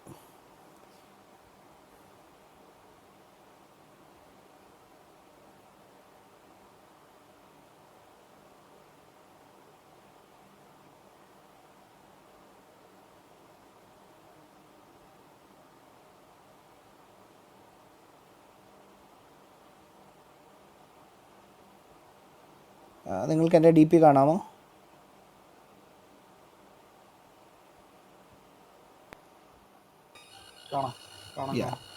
ഒന്ന് റിഫ്രഷ് ചെയ്ത് കഴിഞ്ഞാൽ എൻ്റെ DP നിങ്ങൾക്ക് കാണാൻ കഴിയും. യെസ്, നിങ്ങൾക്കത് കാണാൻ കഴിയും. ഇതാണ് ആ ഗ്രന്ഥം, യേശു ഖുറാനിൽ. ഓക്കെ, അപ്പോൾ ഇത് ഞാൻ വെറുതെ എൻ്റെ കയ്യിൽ നിന്നിട്ട് പറഞ്ഞ സംഭവങ്ങളൊന്നുമല്ല എന്നുള്ള കാര്യം നിങ്ങൾ മനസ്സിലാക്കുക. ഇത് ഷെയ്ഖ് മുഹമ്മദ് കാരക്കുന്ന് എന്ന് പറയുന്ന ഇസ്ലാമിക പണ്ഡിതൻ എഴുതിയിരിക്കുന്ന ബുക്കാണ്. അതുകൊണ്ടാണ് ഞാൻ ചോദിച്ചത്, കുറച്ച് മുൻപും ചോദിച്ചത് ഇദ്ദേഹം ആരാണ് എന്ന് ചോദിച്ചതിൻ്റെ കാരണം. ഷെയ്ഖ് മുഹമ്മദ് കാരക്കുന്ന് അദ്ദേഹത്തിൻ്റെ ഈ ഗ്രന്ഥത്തിൻ്റെ കവർ പേജിൽ നിന്ന് നമുക്ക് സ്റ്റാർട്ട് ചെയ്യാം. ഓക്കെ, ഞാനിത് ഈ സെഷൻ എടുക്കാൻ താല്പര്യപ്പെടുന്നത് ഒരു ഇൻ്ററാക്റ്റീവ് സെഷനായിട്ടാണ്. ഓക്കെ, ഞാൻ ഓരോന്ന് പറയുമ്പോൾ നിങ്ങൾക്ക് ഇൻറ്ററപ്റ്റ് ചെയ്യാം, നിങ്ങൾക്ക് കാര്യം പറയാം എന്നുള്ളതിന് ഇവിടെ പൂർണ്ണമായ സ്വാതന്ത്ര്യമുള്ളതായിരിക്കും. അതുകൊണ്ട് നിങ്ങൾക്ക് കാര്യം പറയാം. വീരുവിനൊക്കെ ദയവായി മുകളിലേക്ക് കയറി വന്ന് സംസാരിക്കാനുള്ള അവസരവും ഇവിടെയുണ്ട്. ഇതിൻ്റെ കവർ പേജിൽ എഴുതിയിരിക്കുന്ന ഒരു കാര്യം പറഞ്ഞാണ് ഞാൻ സ്റ്റാർട്ട് ചെയ്യുന്നത്. യേശു ഖുറാനിൽ ഷെയ്ഖ് മുഹമ്മദ് കാരക്കുന്ന്. അദ്ദേഹത്തിൻ്റെ ഒരു സ്റ്റേറ്റ്മെൻറ്റാണ് ബാക്ക് കവർ പേജിൽ കൊടുത്തിരിക്കുന്നത്. അടുത്ത ബന്ധമുള്ള 2 മതസമൂഹങ്ങളാണ് മുസ്ലിങ്ങളും ക്രിസ്ത്യാനികളും. ഇങ്ങനെയാണ് സ്റ്റേറ്റ്മെൻറ്റ് ആരംഭിക്കുന്നത്. അടുത്ത ബന്ധമുള്ള 2 മതസമൂഹങ്ങളാണ് മുസ്ലിങ്ങളും ക്രിസ്ത്യാനികളും. ഇന്നുവരെ, അതായത് ഇന്ന് വരെ, ഇനിയിപ്പോൾ ഞാൻ ആ സ്റ്റേറ്റ്മെൻറ്റിനെ കുറിച്ച് കുറച്ച് കാര്യങ്ങൾ പറഞ്ഞു. ഇന്നുവരെ എന്ന് പറഞ്ഞൊന്നും അതിനകത്തില്ലെന്ന് പറയുന്നത്. ഇന്നുവരെ ഞാൻ പഠിച്ചെടുത്തോളം, ഇത്രയും വർഷങ്ങളുടെ പഠനത്തിങ്കിൽ യാതൊരു തരത്തിലുള്ള ബന്ധവും ക്രിസ്ത്യാനിറ്റിയും ഇസ്ലാമുമായിട്ട് എനിക്ക് തോന്നിയിട്ടുമില്ല, ഞാനൊട്ട് പഠിച്ചതിൽ കണ്ടിട്ടുമില്ല. അങ്ങനെയാണെങ്കിൽ ഈ പറഞ്ഞിരിക്കുന്ന കാര്യം, എൻ്റെ പൊന്നു സഹോദരന്മാരെ, ചാറ്റിലിരുന്ന് മെഴുകുന്നവർ അവിടെ മെഴുകിക്കോട്ടെ. നിങ്ങൾ ദയവായി അതിന് മറുപടി കൊടുക്കാൻ നിൽക്കേണ്ട. കാരണം നിങ്ങളുടെ ശ്രദ്ധ അങ്ങോട്ട് പോവും, ഇവിടെ ആയിരിക്കില്ല. അതുകൊണ്ട് ഈ അടുത്ത ബന്ധമുള്ള രണ്ട് മതസമൂഹങ്ങളാണ് മുസ്ലിങ്ങളും ക്രിസ്ത്യാനികളും എന്ന് പറയുന്നതിനോട് ഇവിടെ ഇരിക്കുന്ന ഈ സ്പീക്കർ പാനലിലിരിക്കുന്ന സഹോദരങ്ങളുടെ അഭിപ്രായമാണ് ഞാൻ ഒന്നാമത് ആരായുന്നത്. ഏതെങ്കിലും തരത്തിലൊരു ബന്ധം എനിക്ക് കാണുവാൻ കഴിഞ്ഞിട്ടില്ല. നിങ്ങൾക്കാർക്കെങ്കിലും കാണുവാൻ കഴിഞ്ഞിട്ടുണ്ടെങ്കിൽ ദയവായി ഒന്ന് പറഞ്ഞാലും. ഒരു മുടിനാറിന്റെ ബന്ധം പോലും ഇല്ല. ഓ, അതൊരു വളരെ സ്ട്രൈറ്റ് ഫോർവേഡ് ആയിട്ടുള്ളൊരു സാധനമായിരുന്നു. കാത്തലിക് അച്ഛൻ ഒരു മുടിനാരിൻ്റെ ബന്ധം പോലും ഇല്ല. മറ്റാരെങ്കിലും? ക്ലബ് ഹൗസിലുള്ള ബന്ധം ഉണ്ടല്ലോ, ആ ഒരു ബന്ധം ഞാൻ കാണുന്നു. ക്ലബ് ഹൗസിലുള്ള ഒരു ബന്ധം, അതായത് ക്രിസ്ത്യാനികൾ കോയകളെ എടുത്തിട്ട് പഞ്ഞിക്കിടും എന്നുള്ള ആ ഒരു ബന്ധം. ലീ സിസ്റ്റർ, ബന്ധമുണ്ട്. ഇൻ ഇമാജിനേഷൻ, അവര് ഭാവനയിൽ കാണുന്നു ബന്ധമുണ്ടെന്ന്. ഇമാജിനേഷൻ. അപ്പോൾ അത് കറക്റ്റാണ്. മറ്റേ പണ്ടത്തെ ബാർബി സോങ്ങിനെ പോലെ imagination that is your creation എന്ന് പറഞ്ഞിട്ട്. അപ്പോൾ ഇതെന്തോ ഒരു സൃഷ്ടിയാണ്. ആരോ എന്തോ ക്രിസ്ത്യാനിറ്റിയോട് ബന്ധപ്പെടുത്തി സൃഷ്ടിച്ചു വയ്ക്കുവാൻ ശ്രമിച്ചതായ ഏതോ ഒരു സൃഷ്ടി മാത്രമാണ്. ഈ ഒരു മിനിറ്റ്, ഓക്കെ, ഏതോ ഒരു സൃഷ്ടി മാത്രമാണ് ഈ ഒരു സംഭവം എന്നുള്ളത് നമുക്ക് എല്ലാവർക്കും വ്യക്തമായിട്ട് അറിയാവുന്ന കാര്യമാണ്. ഈ ക്രിസ്ത്യാനിറ്റിയും ഇസ്ലാമുമായിട്ട് മുസ്ലിങ്ങളായിട്ട് ഒരു ബന്ധമില്ല. ഇനി അടുത്ത സ്റ്റേറ്റ്മെൻറ്റ് ഇങ്ങനെയാണ്: ക്രൈസ്തവ സമൂഹം ഏറ്റവും ആദരിക്കുന്ന യേശുവിനെ മുസ്ലിങ്ങളും ആദരിക്കുകയും അംഗീകരിക്കുകയും ചെയ്യുന്നു. ആഹാ, വീരു എഴുതിയേക്കുന്നു ക്രിസ്ത്യാനികളും മുസ്ലിങ്ങളും തമ്മിൽ മനുഷ്യരാണെന്നുള്ള ബന്ധമുണ്ടെന്നോ. അയ്യോ, അങ്ങനെയാണെന്നുണ്ടെങ്കിൽ അവരും മനുഷ്യരാണ്, അവരും നിൻ്റെ സഹജീവികളാണ്. അതുകൊണ്ട് ക്രിസ്ത്യാനികളോടും യഹൂദന്മാരോടും നിങ്ങൾ കരുണ കാണിക്കണമെന്ന് ഖുറാനിൽ എവിടെയെങ്കിലും ഉണ്ടോ വീരുവേ? മനുഷ്യബന്ധമായിട്ടല്ലല്ലോ ഖുറാനിൽ അള്ളാഹു പോലും കാണുന്നത്, നികൃഷ്ടജീവികളായിട്ടല്ലേ കാണുന്നത്? ആണോ? ക്രിസ്ത്യാനിയും യഹൂദരും നിങ്ങളുടെ സഹജീവികളാണ്, അവരെവിടെയാണ്? ഓക്കെ, അവൻ വീരുവിൻ്റെ ചാറ്റും കൊണ്ട് ഞാനൊന്ന് വിടുകയാണ്. അവർ സഹജീവികളാണ്, അവരോട് കരുണ കാണിക്കണമെന്ന് ആയത്തുണ്ടെന്നാണ് ഇപ്പോൾ വീരു എഴുതിയിടുന്നത്. അങ്ങനെ ഒരു ആയത്തുണ്ടെങ്കിൽ ഒന്ന് ദയവായി പോസ്റ്റ് ചെയ്തോളൂ വീരു. അപ്പോൾ അന്യമതസ്ഥർ നജസ്സുകളല്ല, അല്ലെങ്കിൽ എന്താണ് മറ്റേ നികൃഷ്ടജീവികളല്ല ആണെന്ന് ഖുറാനി പറഞ്ഞിട്ടില്ല. അവരങ്ങനെയൊന്നും അല്ല എന്നാണ് വീരു പറയുന്നത്. അപ്പോൾ സത്യം പറഞ്ഞാൽ മുഹമ്മദ് പറഞ്ഞ അള്ളാഹു ആണോ ശരിക്കും അള്ളാഹു, അതോ വീരു പറയുന്ന അള്ളാഹു ആണോ ശരിക്കും അള്ളാഹു? ഇതിപ്പോൾ ആകെ കൺഫ്യൂഷൻ ആയല്ലോ. നിങ്ങൾക്ക് കാര്യം പിടികിട്ടി. ഇതിപ്പോൾ ഞാനാകെ കൺഫ്യൂഷനല്ല. നിങ്ങളാരും പ്രതികരിക്കുന്നില്ല. കർത്താവ് വന്നോ ആവോ? ഇവിടെ നിങ്ങളാരും പ്രതികരിക്കാതിരിക്കുകയാണ്. ഇവിടെ വീരു പറയുന്നു അങ്ങനൊരു സംഭവം ഖുറാനിലില്ല, നിങ്ങൾ കണ്ണു തുറന്ന് വായിക്കാത്തത് കൊണ്ടാണെന്ന്. ബാറോസൊന്നും ഇത് കാണുന്നില്ലേ? ഇത് കണ്ണു തുറന്ന് വായിച്ചിട്ട് ഞാൻ കണ്ടിട്ടില്ല. എനിക്ക് കൺഫ്യൂഷനാണ്. ആണല്ലോ, ഉണ്ട്, അല്ല, കണ്ണു തുറന്ന് വായിക്കും, ഒന്നും അങ്ങോട്ട് മനസ്സിലാകുന്നില്ല എന്താ ഉദ്ദേശിച്ചത്. മുഹമ്മദ് പറഞ്ഞ അള്ളാഹു ആണ് ശരിക്കും അള്ളാഹു എങ്കിൽ ആ അള്ളാഹു പറഞ്ഞു എന്ന് മുഹമ്മദ് പറയുന്ന ആ വ്യക്തി പറഞ്ഞത് മുസ്ലിങ്ങളല്ലാത്ത എല്ലാവരും എന്താണ്, അല്ലെങ്കിൽ അന്യമതസ്ഥൻ എന്താണ്? നജസുകളാണ്, അല്ലെങ്കിൽ നികൃഷ്ടജീവികളാണ് എന്നുള്ള കാര്യമാണ് പറഞ്ഞിരിക്കുന്നത്. അതെ അതെ, അങ്ങനെ തന്നെയാ പറഞ്ഞിരിക്കുന്നത്. അത് മാത്രമല്ല, ഈ ഖുറൈശ് എന്ന ആൾക്കാര് മുഹമ്മദ് പറയുന്നു ഖുറൈശിയാണെന്ന് പറയുന്നു. അവർക്കും ഇസ്രയേലിനും തമ്മിൽ എന്ത് ബന്ധം? ക്രിസ്ത്യാനികളായ നമ്മൾ ഇസ്രയേലികളല്ല, നമ്മളും തമ്മിൽ അവർക്ക് എന്ത് ബന്ധം? എങ്ങനെ ബന്ധം? ആർക്കറിയാം എന്ത് ബന്ധമാണ് ഇവർ പറയുന്നത്? ഒരു ഐഡിയ ഇല്ല. അതുകൊണ്ടാണെന്ന് തോന്നുന്നു ഈ നമ്മുടെ അപ്പോസ്തലനായ പൗലോസ് കൊരിന്ത്യർക്ക് എഴുതിയ 2-ാം ലേഖനം 6-ാമത്തെ അധ്യായം 14-ാമത്തെ വാക്യത്തിൽ ഇങ്ങനെ പറയുന്നുണ്ടല്ലോ: വെളിച്ചത്തിന് ഇരുളിനോട് എന്ത് കൂട്ടായ്മ. ഇതേ എനിക്ക് ചോദിക്കാൻ, എനിക്ക് ഇതൊക്കെ വായിച്ചപ്പോൾ മുടിഞ്ഞ തമാശയാണ് തോന്നിയത്. കാരണം വെളിച്ചത്തിന് ഇരുളുമായിട്ട് എന്ത് യോഗ്യതയാണ്? ഇത് തമ്മിൽ എന്താണ് ചേർച്ച? വെളിച്ചവും ഇരുളും തമ്മിൽ അജഗജാന്തരം വ്യത്യാസമുള്ളതുപോലെ ഇത് രണ്ടും തമ്മിൽ എന്താണ് ഒരു ബന്ധമുള്ളത്? കാരണം ഒരു ബന്ധമില്ല. ഒരു ബന്ധമില്ലാത്ത സാധനം എടുത്തിട്ട് ഇത് തമ്മിൽ അടുത്ത ബന്ധമാണ്. അയ്യോ, നോർത്ത് പോളും സൗത്ത് പോളും തമ്മിൽ അടുത്ത ബന്ധമാണ്. രണ്ടുപേരും കല്യാണം കഴിച്ച് 4 പിള്ളേരുണ്ട്, അങ്ങനെയാണ് ഇക്വേറ്റർ ഉണ്ടായെന്ന് പറയുന്ന അത്രയും മണ്ടത്തരമാണ് ഇപ്പോൾ ഇവിടെ ഷെയ്ഖ് മുഹമ്മദ് കാരക്കുന്ന് എഴുതി വച്ചിരിക്കുന്ന ഊളത്തരം എന്ന് പറയുന്നത്. വിശുദ്ധ അത് വേദപുസ്തകം. മാത്രമല്ല, ഭാര്യപുത്രി ഒരു കാര്യം കൂടിയുണ്ട്. ഇപ്പൊ വീരു പറഞ്ഞില്ലേ മനുഷ്യനാണെന്നുള്ള ബന്ധമുണ്ടെന്ന്. അതായത് സ്വന്തം അപ്പൻ ആരാണെന്നോ സ്വന്തം വ്യക്തിത്വമോ ഒന്നും ഇല്ലാത്ത ഒരു മനുഷ്യൻ യഹൂദന്മാർക്ക് പിതാവുണ്ട് എന്ന് കണ്ടിട്ട് അവിടെ കയറി ചെന്നിട്ട് പറയാ നിന്റെ അപ്പൻ എന്റെ അപ്പനാ, നീ മകനല്ല ഞാനാണ് മകൻ എന്ന് പറഞ്ഞാൽ എങ്ങനെ ഇരിക്കും? അതല്ലേ ഇപ്പൊ സംഭവിക്കുന്നത്. എക്സാക്ട്ലി.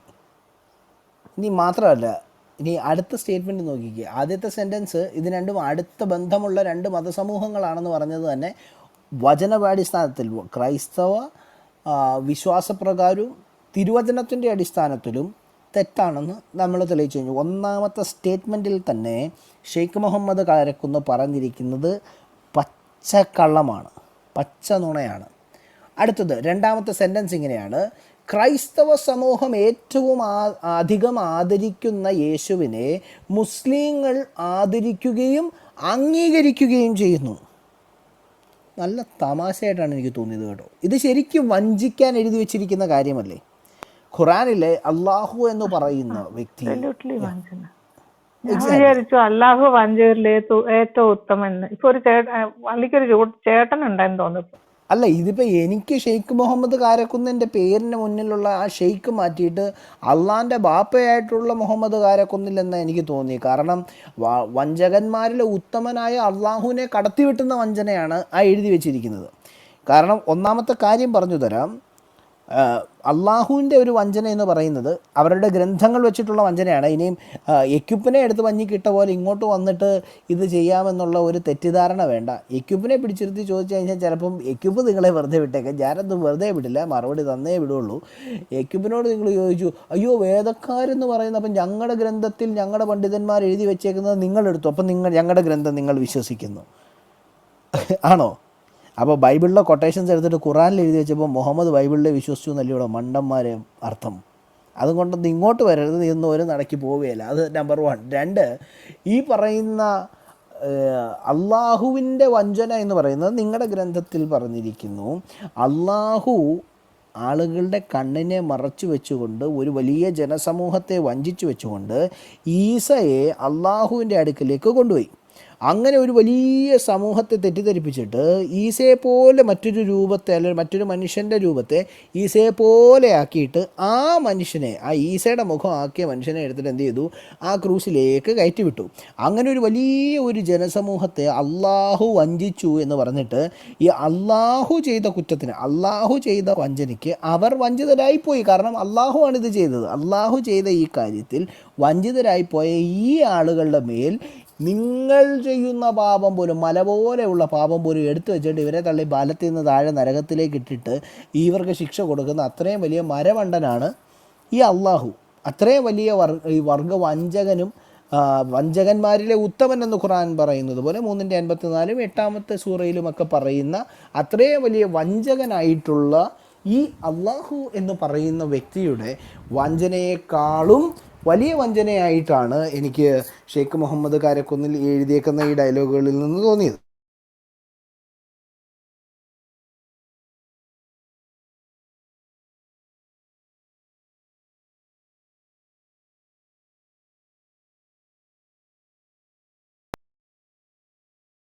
മ്യൂട്ടായല്ലോ,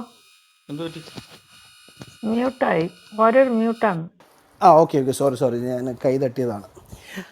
ഓക്കെ, അപ്പം ഞാൻ പറഞ്ഞത്, അപ്പോൾ ഇത്രയും വലിയ വഞ്ചന ചെയ്യുന്നതിലും അള്ളാഹു ചെയ്ത ആ വലിയ വഞ്ചനയെക്കാളും വലിയ വഞ്ചനയാണ് ഷെയ്ഖ് മുഹമ്മദ് കാരക്കുന്നിൽ ചെയ്തിരിക്കുന്നത്. കാരണം എഴുതിയിരിക്കുന്ന രണ്ടാമത്തെ സെൻറ്റൻസ് ഇങ്ങനെയാണ്: ക്രൈസ്തവ സമൂഹം ഏറ്റവും അധികം ആദരിക്കുന്ന യേശുവിനെ മുസ്ലിങ്ങളും ആദരിക്കുകയും അംഗീകരിക്കുകയും ചെയ്യുന്നു എന്നാണ്.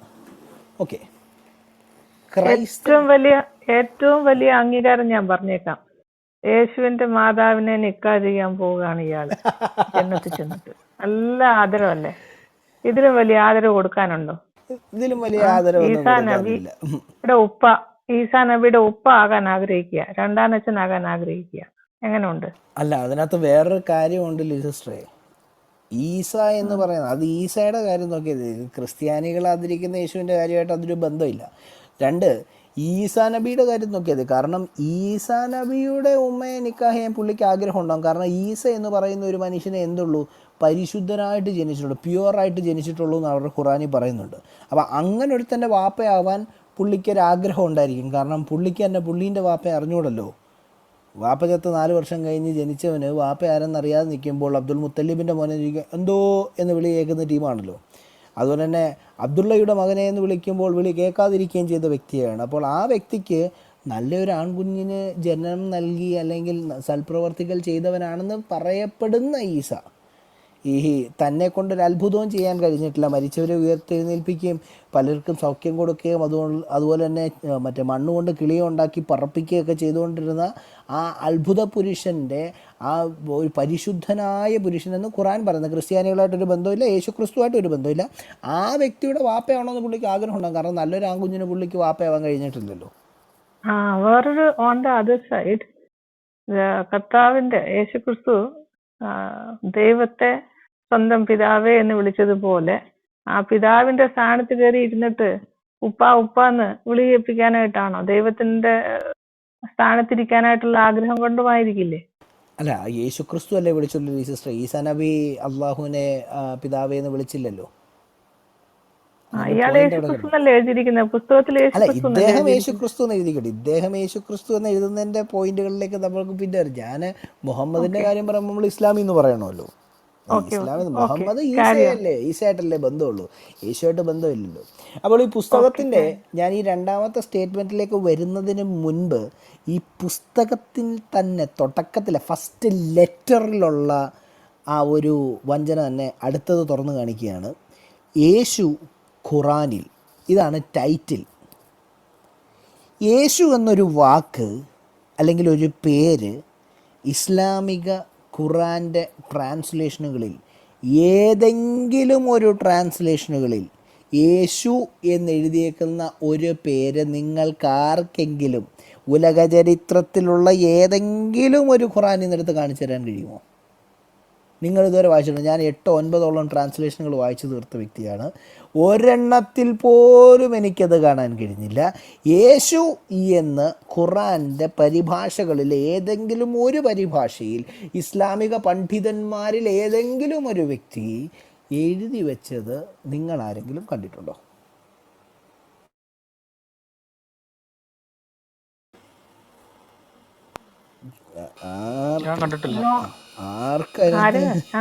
എല്ലാരും ഞാൻ വിചാരിച്ച എല്ലാരും ഇനി ഞെട്ടിയിരിക്കുകയാണ്.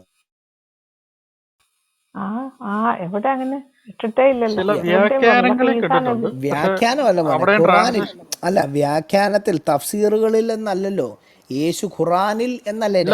ഒറ്റ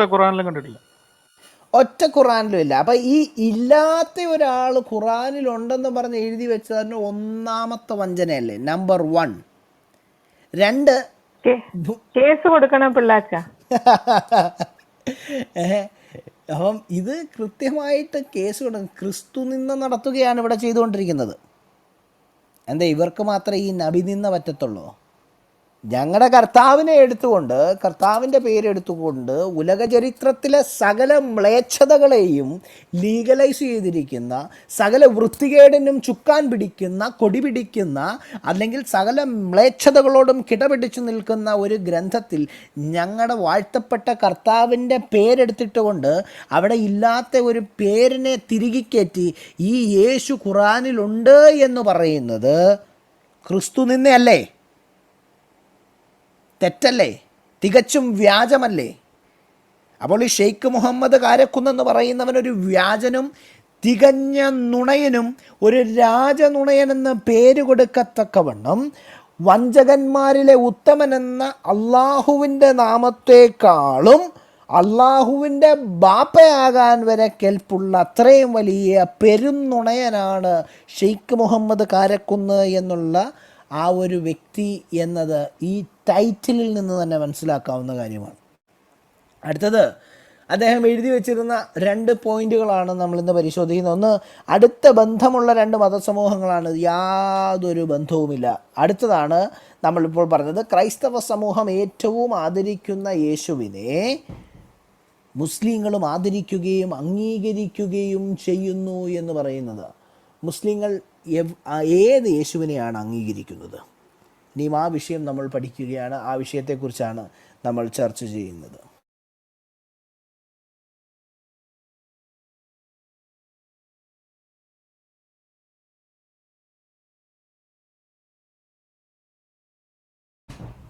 അപ്പോൾ ഈ ക്രിസ്ത്യാനികൾ ആദരിക്കുന്ന യേശുക്രിസ്തു എന്നാണല്ലോ ഇവിടെ ഒന്നാമത് എഴുതിയിരുന്നത്. ക്രൈസ്തവ സമൂഹം ഏറ്റവും ആദരിക്കുന്ന യേശു എന്നാണ് എഴുതി വെച്ചിരുന്നത്. ക്രൈസ്തവ സമൂഹം ആദരിക്കുന്ന യേശുവിനെ മുസ്ലിങ്ങൾ അംഗീകരിക്കുന്നുണ്ടോ? ഒറ്റ വാക്കിലുള്ള നിങ്ങളുടെ അഭിപ്രായം ഒന്ന് പറയാമോ സഹോദരങ്ങളെ? ചോദ്യം ഒന്നുകൂടെ പറഞ്ഞ. ക്രൈസ്തവർ ആദരിക്കുന്ന, ഇത് എൻ്റെ സെൻറ്റൻസ് അല്ല, എൻ്റെ ചോദ്യമല്ല, ഇതിൽ എഴുതിയിരിക്കുന്ന കാര്യമാണ്. ക്രൈസ്തവ സമൂഹം ഏറ്റവും അധികം ആദരിക്കുന്ന യേശുവിനെ മുസ്ലിങ്ങൾ ആദരിക്കുകയും അംഗീകരിക്കുകയും ചെയ്യുന്നു എന്ന്. ഒറ്റ വാക്കിലായിരിക്കണം നിങ്ങളുടെ മറുപടി. തോന്നുന്നുണ്ടോ? നിങ്ങൾ അങ്ങനെ നോ എന്ന് പറഞ്ഞു കഴിഞ്ഞാൽ ഞാൻ സമ്മതിക്കുമോ? നിങ്ങൾ നോ പറഞ്ഞാൽ വെറുതെ ഞാൻ സമ്മതിക്കുമോ? ക്രിസ്ത്യാനികൾ ആദരിക്കുന്ന യേശു ക്രിസ്തു എവണ്ണമുള്ള വ്യക്തിയെ നമുക്കൊന്ന് പരിശോധിക്കണ്ടേ? ഈ ക്രിസ്ത്യാനികൾ ആദരിക്കുന്ന യേശു ക്രിസ്തു ആരാണ്? അത് പരിശോധിക്കണമെങ്കിൽ വിശുദ്ധ വേദപുസ്തകമാകുന്ന ബൈബിളിലേക്ക് തന്നെ പോകണം. കാരണം ഖുറാനിൽ യേശു എന്ന് പറയുന്ന ഒരു വ്യക്തിത്വത്തെ കാണാനേ കഴിയുന്നില്ല. ഇവിടെ വീരുവിനെ പോലുള്ളവർ എഴുതിയിടുന്നുണ്ട് യേശു തന്നെയാണ് ഞങ്ങളുടെ ഈസ എന്നൊക്കെ പറഞ്ഞിരുന്നുണ്ട്. അജഗജാന്തരം വ്യത്യാസമുണ്ട്. ദേ ഇപ്പോൾ നോക്കിക്കോളൂ. യേശു ക്രിസ്തു എന്തുകൊണ്ട് ഈസ അല്ലെന്നും ഖുറാനിൽ എന്തുകൊണ്ട് യേശുവില്ലെന്നും ക്രിസ്ത്യാനികൾ ആദരിക്കുന്ന യേശുവിനെ മുസ്ലിങ്ങൾ ആദരിക്കുന്നേ ഇല്ല എന്നുള്ള കാര്യവും ഇപ്പോൾ തെളിയിച്ചു തരാം. വിശുദ്ധ വേദപുസ്തകമാകുന്ന ബൈബിൾ പുതിയ നിയമത്തിലേക്ക് കടന്നു വരുമ്പോൾ മത്തായി എഴുതിയ സുവിശേഷം 3-ാമത്തെ അധ്യായം 17-ാമത്തെ വാക്യം വായിക്കുമ്പോൾ ഇങ്ങനെ എഴുതിയിരിക്കുന്നു: ഇവൻ എൻ്റെ പ്രിയപുത്രൻ. സ്വർഗം തുറന്ന് സ്വർഗത്തിൽ നിന്ന് ദൈവം സംസാരിച്ചതായ, അല്ലെങ്കിൽ പിതാവായ ദൈവം സംസാരിച്ചതായ ഭാഗമാണ് ഇവൻ എൻ്റെ പ്രിയപുത്രൻ, ഇവനിൽ ഞാൻ പ്രസാദിച്ചിരിക്കുന്നു. യേശുക്രിസ്തു ദൈവപുത്രനാണ്. ക്രിസ്ത്യാനികൾ ആദരിക്കുന്ന യേശുക്രിസ്തു ദൈവപുത്രനാണെന്ന് വിശുദ്ധ വേദപുസ്തകമാകുന്ന ബൈബിൾ പറയുന്നു. ദൈവപുത്രനാകുന്ന യേശുക്രിസ്തുവിനെ ഏതെങ്കിലും ഒരു മുസ്ലിം അംഗീകരിക്കുന്നുണ്ടോ? ഏതെങ്കിലും ഒരു മുസ്ലിം ആദരിക്കുന്നുണ്ടോ? അപ്പോൾ ഈ എഴുതി വച്ചിരിക്കുന്നത് നുണയല്ലേ? അല്ലേ? നമ്പർ 1. 2, ഈ ഉണർവുള്ള സഹാനുഭൂതി കാണിക്കുന്നവനാണ് കർത്താവായ യേശുക്രിസ്തു. അതായത് കർത്താവായ യേശുക്രിസ്തു എന്ന് പറയുന്ന വ്യക്തി അദ്ദേഹം കരുണാമയനും അതുപോലെ തന്നെ കമ്പാഷനേറ്റുമാണ്. മത്തായി എഴുതിയ സുവിശേഷം 14-ാമത്തെ അധ്യായം 14-ാം വാക്യം വായിക്കുമ്പോൾ ഇങ്ങനെ കാണുന്നു: ജനത്തെ കണ്ടപ്പോൾ യേശു അവരോട് കരുണയുള്ളവനായി, അല്ലെങ്കിൽ അവരോട് മനസ്സലിഞ്ഞു, ദയ കൊണ്ടു എന്നൊക്കെ നമുക്ക് കാണുവാൻ കഴിയും. മർക്കോസിൻ്റെ സുവിശേഷം 1-ാമത്തെ അധ്യായം 41-ാമത്തെ വാക്യം, കുഷ്ഠരോഗിയെ സുഖപ്പെടുത്തുമ്പോൾ യേശു അവനോട് കരുണ കാണിച്ചു എന്നൊരു വാക്യം നമുക്ക് കാണുവാൻ കഴിയുന്നു. അവനോട് കരുണ തോന്നി, കരുണ കാണിക്കുന്ന ഒരു യേശുവിനെ നമുക്ക് കാണുവാൻ കഴിയും. അപ്പോൾ കരുണയുള്ളവനും സഹാനുഭൂതിയുള്ളവനുമായ ഈ യേശു ക്രിസ്തുവിനെ മുസ്ലിങ്ങൾ അംഗീകരിക്കുന്നുണ്ടോ? മുസ്ലിങ്ങളുടെ ഏതെങ്കിലും ഒരു ഗ്രന്ഥത്തിൽ, ഏതെങ്കിലും ഒരു അല്ലെങ്കിൽ അവർക്ക് വിശ്വാസയോഗ്യമായ, അവർ വിശുദ്ധ ഗ്രന്ഥമായി കരുതുന്ന ഗ്രന്ഥത്തിൽ ആ യേശു എന്ന് പറയുന്നൊരു വ്യക്തി ഉണ്ടെന്നും, അല്ലെങ്കിൽ ഈ ക്രിസ്ത്യാനികൾ അംഗീകരിക്കുന്ന, ക്രിസ്ത്യാനികൾ ആദരിക്കുന്ന ഈ യേശു അവിടെ ഇല്ലെന്നുള്ളതും വ്യക്തമാക്കി. ഇനിയിപ്പോൾ അത് പറയേണ്ട കാര്യമില്ല. അപ്പോൾ ഈ യേശു ക്രിസ്തു, അതായത് ദൈവപുത്രനാകുന്ന യേശു ക്രിസ്തു, കരുണയും കമ്പാഷനേറ്റുമായ അല്ലെങ്കിൽ സഹാനുഭൂതിയുള്ളവനുമായ ഈ യേശു ക്രിസ്തുവിനെ അംഗീകരിക്കുന്നുണ്ടോ? ഖുറാനിൽ എവിടെയെങ്കിലും അവർ ഇപ്പോൾ വീരുമൊക്കെ കമൻ്റ് ഇട്ടതുപോലെ ഈസയാണ് യേശു എന്ന് പറയുന്നുണ്ടെങ്കിൽ യേശു ക്രിസ്തു രോഗികളെ സൗഖ്യമാക്കി ചെന്നുകൊണ്ടിരുന്നു എന്നൊരു കാര്യം എഴുതി വച്ചിട്ടുണ്ടോ? അപ്പോൾ ആ ഈസയാണോ ഈ യേശു? അല്ല. ക്രിസ്ത്യാനികൾ ആദരിക്കുന്ന യേശു ക്രിസ്തു ഖുറാനിൽ എവിടെയുമില്ല. ഇനി അടുത്തത്, രക്ഷകനും അതുപോലെ തന്നെ വിടുവിപ്പിൻ്റെ വഴിയുമായിട്ടുള്ളവൻ കർത്താവായ യേശു ക്രിസ്തുവാണ് ക്രിസ്ത്യാനികൾ ആദരിക്കുന്ന യേശു ക്രിസ്തു. ക്രിസ്ത്യാനികൾ ആദരിക്കുന്ന യേശു ക്രിസ്തു, he is not only the saviour, he is also the way of salvation എന്നാണ്. യോഹന്നാന്റെ സുവിശേഷം 14-ാമത്തെ അധ്യായം 6-ാമത്തെ വാക്യം വായിക്കുമ്പോൾ യേശുക്രിസ്തു പറയുന്നു, ഞാൻ തന്നെ വഴിയും സത്യവും ജീവനുമാകുന്നു, എന്നിലൂടെ അല്ലാതെ ആർക്കും പിതാവിൻ്റെ അടുക്കൽ എത്തുവാൻ കഴിയുകയില്ല എന്ന് പറയുന്നുണ്ട്. ദൈവത്തിൻ്റെ അടുക്കലേക്ക് മനുഷ്യനെ അടുപ്പിക്കുന്നവനാണ് ക്രിസ്ത്യാനികൾ ആദരിക്കുകയും ക്രിസ്ത്യാനികൾ ഏറ്റവും അധികം സ്നേഹിക്കുകയും ചെയ്യുന്ന യേശുക്രിസ്തു. ഈ യേശുക്രിസ്തുവിനെ, അതായത് വഴിയും സത്യവും ജീവനുമായിരിക്കുന്ന, ഉലകത്തിൻ്റെ പാപത്തെ ചുമക്കുന്ന, ലോകത്തിൻ്റെ പാപത്തെ ചുമക്കുന്ന ദൈവത്തിൻ്റെ കുഞ്ഞാടാകുന്ന യേശുക്രിസ്തുവിനെ മുസ്ലിങ്ങൾ അംഗീകരിക്കുന്നുണ്ടോ? ഇല്ലവേ ഇല്ല. അപ്പോൾ പറഞ്ഞു തരണം, ഷെയ്ഖ് മുഹമ്മദ് കാരക്കുന്ന് പറയുന്നത്, ഈ ക്രിസ്ത്യാനികൾ ആദരിക്കുന്ന യേശുവിനെ ഞങ്ങൾ അംഗീകരിക്കുകയും ആദരിക്കുകയും ചെയ്യുന്നു. ഉലകരക്ഷകനായ, ലോകത്തിൻ്റെ പാപത്തെ ചുമന്നൊഴിക്കുന്ന ദൈവത്തിൻ്റെ കുഞ്ഞാടാകുന്ന യേശുക്രിസ്തുവിനെ മുസ്ലിങ്ങളാകുന്ന നിങ്ങൾ, ഷെയ്ഖ് മുഹമ്മദ് കാരക്കുന്നടങ്ങുന്ന മുസ്ലിം സമൂഹം അംഗീകരിക്കുന്നുണ്ടോ? ഞാൻ തന്നെ മാർഗവും സത്യവും ജീവനുമെന്ന് പറഞ്ഞ യേശുക്രിസ്തുവിനെ മുസ്ലിങ്ങൾ അംഗീകരിക്കുന്നുണ്ടോ? മാത്രമല്ല, ലൂക്കോസിൻ്റെ സുവിശേഷം 2-ാമത്തെ അധ്യായം അതിൻ്റെ 11-ാമത്തെ വാക്യത്തിൽ, ഇന്ന് ദാവീദിൻ്റെ പട്ടണത്തിൽ നിങ്ങൾക്കായി ഒരു രക്ഷിതാവ് ജനിച്ചിരിക്കുന്നു, അവൻ കർത്താവായ ക്രിസ്തുവാകുന്നു എന്നെഴുതിയിരിക്കുന്നു. മശിഹായാകുന്ന ക്രിസ്തുവിനെ, മെഷിഹാകുന്ന ക്രിസ്ത്യാനികൾ ഏറ്റവും ആദരിക്കുന്ന ഈ യേശുവിനെ മശിഹായായി മുസ്ലിങ്ങൾ അംഗീകരിക്കുന്നുണ്ടോ? രക്ഷിതാവായി മുസ്ലിങ്ങൾ സ്വീകരിക്കുന്നുണ്ടോ? ഷെയ്ഖ് മുഹമ്മദ് കാരക്കുന്ന് മറുപടി പറയണം. മുസ്ലിങ്ങൾ ഇതിന് ഉത്തരം പറയണം. ഈ യേശുവിനെ നിങ്ങൾ അംഗീകരിക്കുന്നുവെന്ന് നിങ്ങളുടെ പണ്ഡിത വൃന്ദം എഴുതി വച്ചിരിക്കുമ്പോൾ ഇതിന് നിങ്ങൾക്ക് മറുപടി ഉണ്ടോ പറയാൻ? ഇതിനെന്ത് മറുപടിയാണ് നിങ്ങൾക്ക് മുന്നോട്ട് വയ്ക്കുവാനുള്ളത്? ഈ യേശുവിനെ നിങ്ങൾ അംഗീകരിക്കുന്നുണ്ടോ? ഞാൻ ഒരിക്കൽ കൂടെ നിങ്ങൾ മറന്നെങ്കിൽ പറഞ്ഞു തരാം. ദൈവപുത്രനാകുന്ന യേശു ക്രിസ്തുവിനെ നിങ്ങൾ അംഗീകരിക്കുന്നുണ്ടോ? ഉണർവും സഹാനുഭൂതിയുമുള്ള, അല്ലെങ്കിൽ കരുണയും സഹാനുഭൂതിയുമുള്ള ഈ യേശുവിനെ നിങ്ങൾ അംഗീകരിക്കുന്നുണ്ടോ? രക്ഷകനും വിടുവിപ്പിൻ്റെ വഴിയുമായിട്ടുള്ള, സേവിയറും വേ ഓഫ് സാൽവേഷനുമായിട്ടുള്ള ഈ യേശു ക്രിസ്തുവിനെ നിങ്ങൾ അംഗീകരിക്കുന്നുണ്ടോ? ഈ യേശു ക്രിസ്തുവിൽ നിങ്ങൾ വിശ്വസിക്കുന്നുണ്ടോ? ഈ യേശു ക്രിസ്തുവിനെ നിങ്ങൾ ആദരിക്കുന്നുണ്ടോ?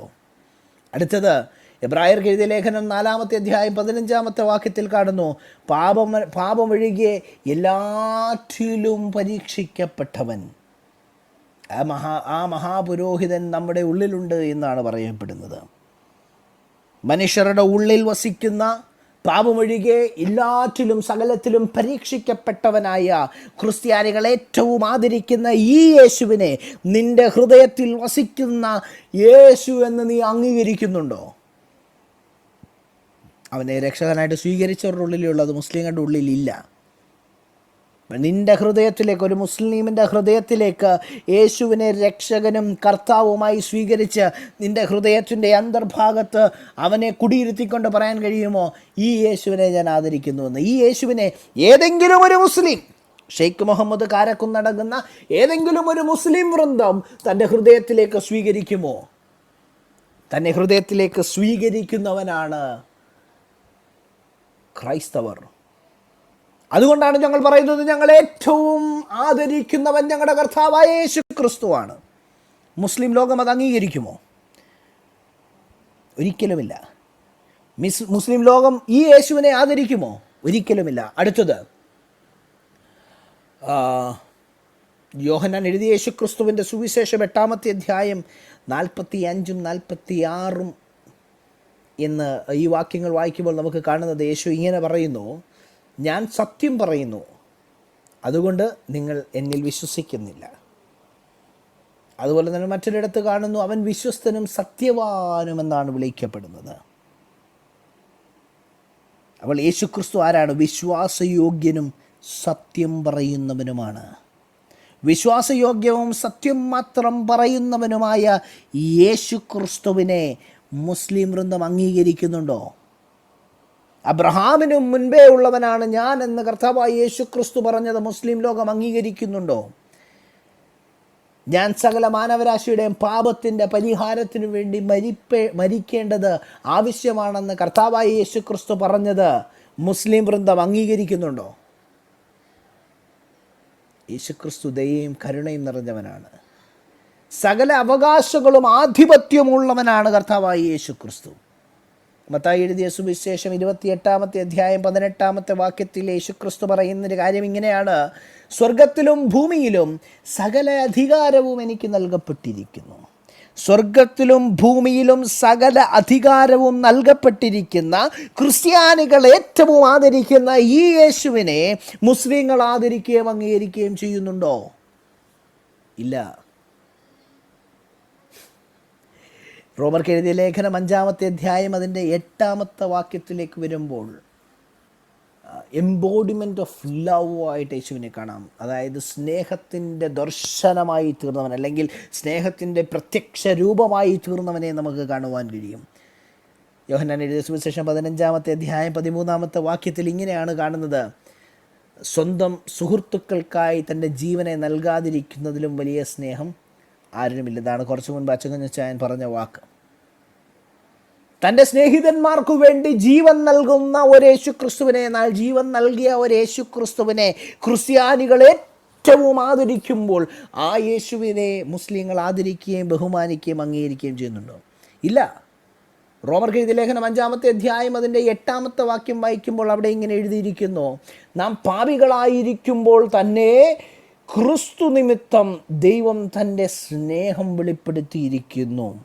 പിതാവാകുന്ന ദൈവം തൻ്റെ സ്നേഹം മനുഷ്യരോട് പ്രത്യക്ഷമാകുന്ന തൻ്റെ രൂപത്തിൽ വെളിപ്പെടുത്തിയിരിക്കുന്ന ആ യേശുക്രിസ്തുവിനെ മുസ്ലിങ്ങൾ വിശ്വസിക്കുന്നുണ്ടോ? ആദരിക്കുന്നുണ്ടോ?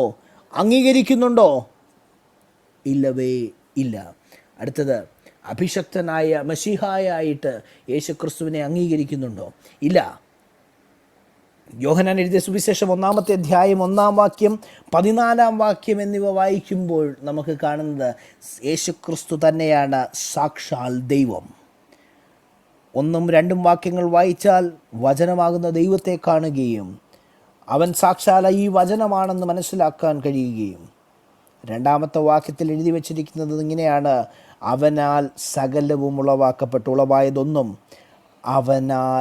അവനെ കൂടാതെ ഉളവായതൊന്നും അവനെ കൂടാതെ ഉളവായതല്ല. സകലത്തിൻ്റെയും സൃഷ്ടാവായ ക്രിസ്ത്യാനികൾ ഏറ്റവും ആദരിക്കുന്ന ഈ യേശുവിനെ മുസ്ലിങ്ങൾ ആദരിക്കുന്നുണ്ടോ? മുസ്ലിങ്ങൾ ഈ യേശുവിനെ അംഗീകരിക്കുന്നുണ്ടോ? ഇല്ല. ഇനിയും തോമസ് എന്ന് പറയുന്ന കർത്താവായ യേശു ക്രിസ്തുവിൻ്റെ ശിഷ്യനാകുന്ന അപ്പോസ്തലൻ യേശുക്രിസ്തുവിനെ വിളിക്കുന്നത് എൻ്റെ കർത്താവും എൻ്റെ ദൈവവുമായുള്ളവനെ എന്നാണ്. യേശുക്രിസ്തു അത് തിരുത്തുന്നില്ല. യേശുക്രിസ്തു സത്യവാനാണ്, അവനത് തിരുത്തുന്നില്ല. യോഹന്നാൻ എഴുതിയ സുവിശേഷം 20-ാമത്തെ അധ്യായം അതിൻ്റെ 28-ാം വാക്യമാണെന്നാണ് എൻ്റെ വിശ്വാസം. ഈ വിളിപ്പിന് അതായത് യാതൊരു നിഷേധവും യേശുക്രിസ്തു പ്രകടിപ്പിച്ചിട്ടില്ല. ക്രിസ്ത്യാനികൾ ആദരിക്കുന്ന ദൈവമാകുന്ന കർത്താവായിരിക്കുന്ന രാജാതി രാജാവായിരിക്കുന്ന ഈ യേശുവിനെ മുസ്ലിങ്ങൾ ആദരിക്കുന്നുണ്ടോ? മുസ്ലിങ്ങൾ അംഗീകരിക്കുന്നുണ്ടോ? ഇല്ലവേ ഇല്ല. ഇല്ലവേ ഇല്ല. ഇല്ലവേ ഇല്ല.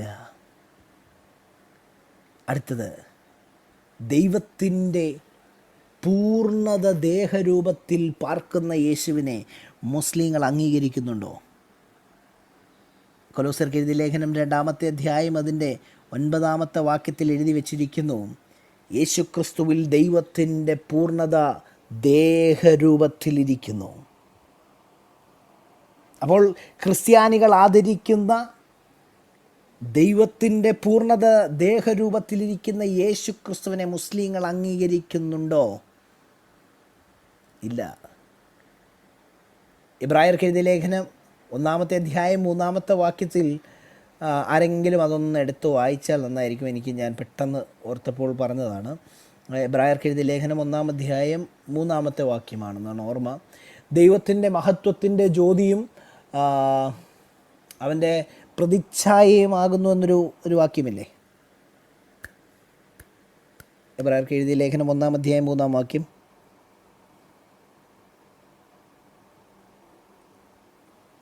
വോയിസ് ഓഡിബിൾ ആണോ? കേൾക്കാമോ?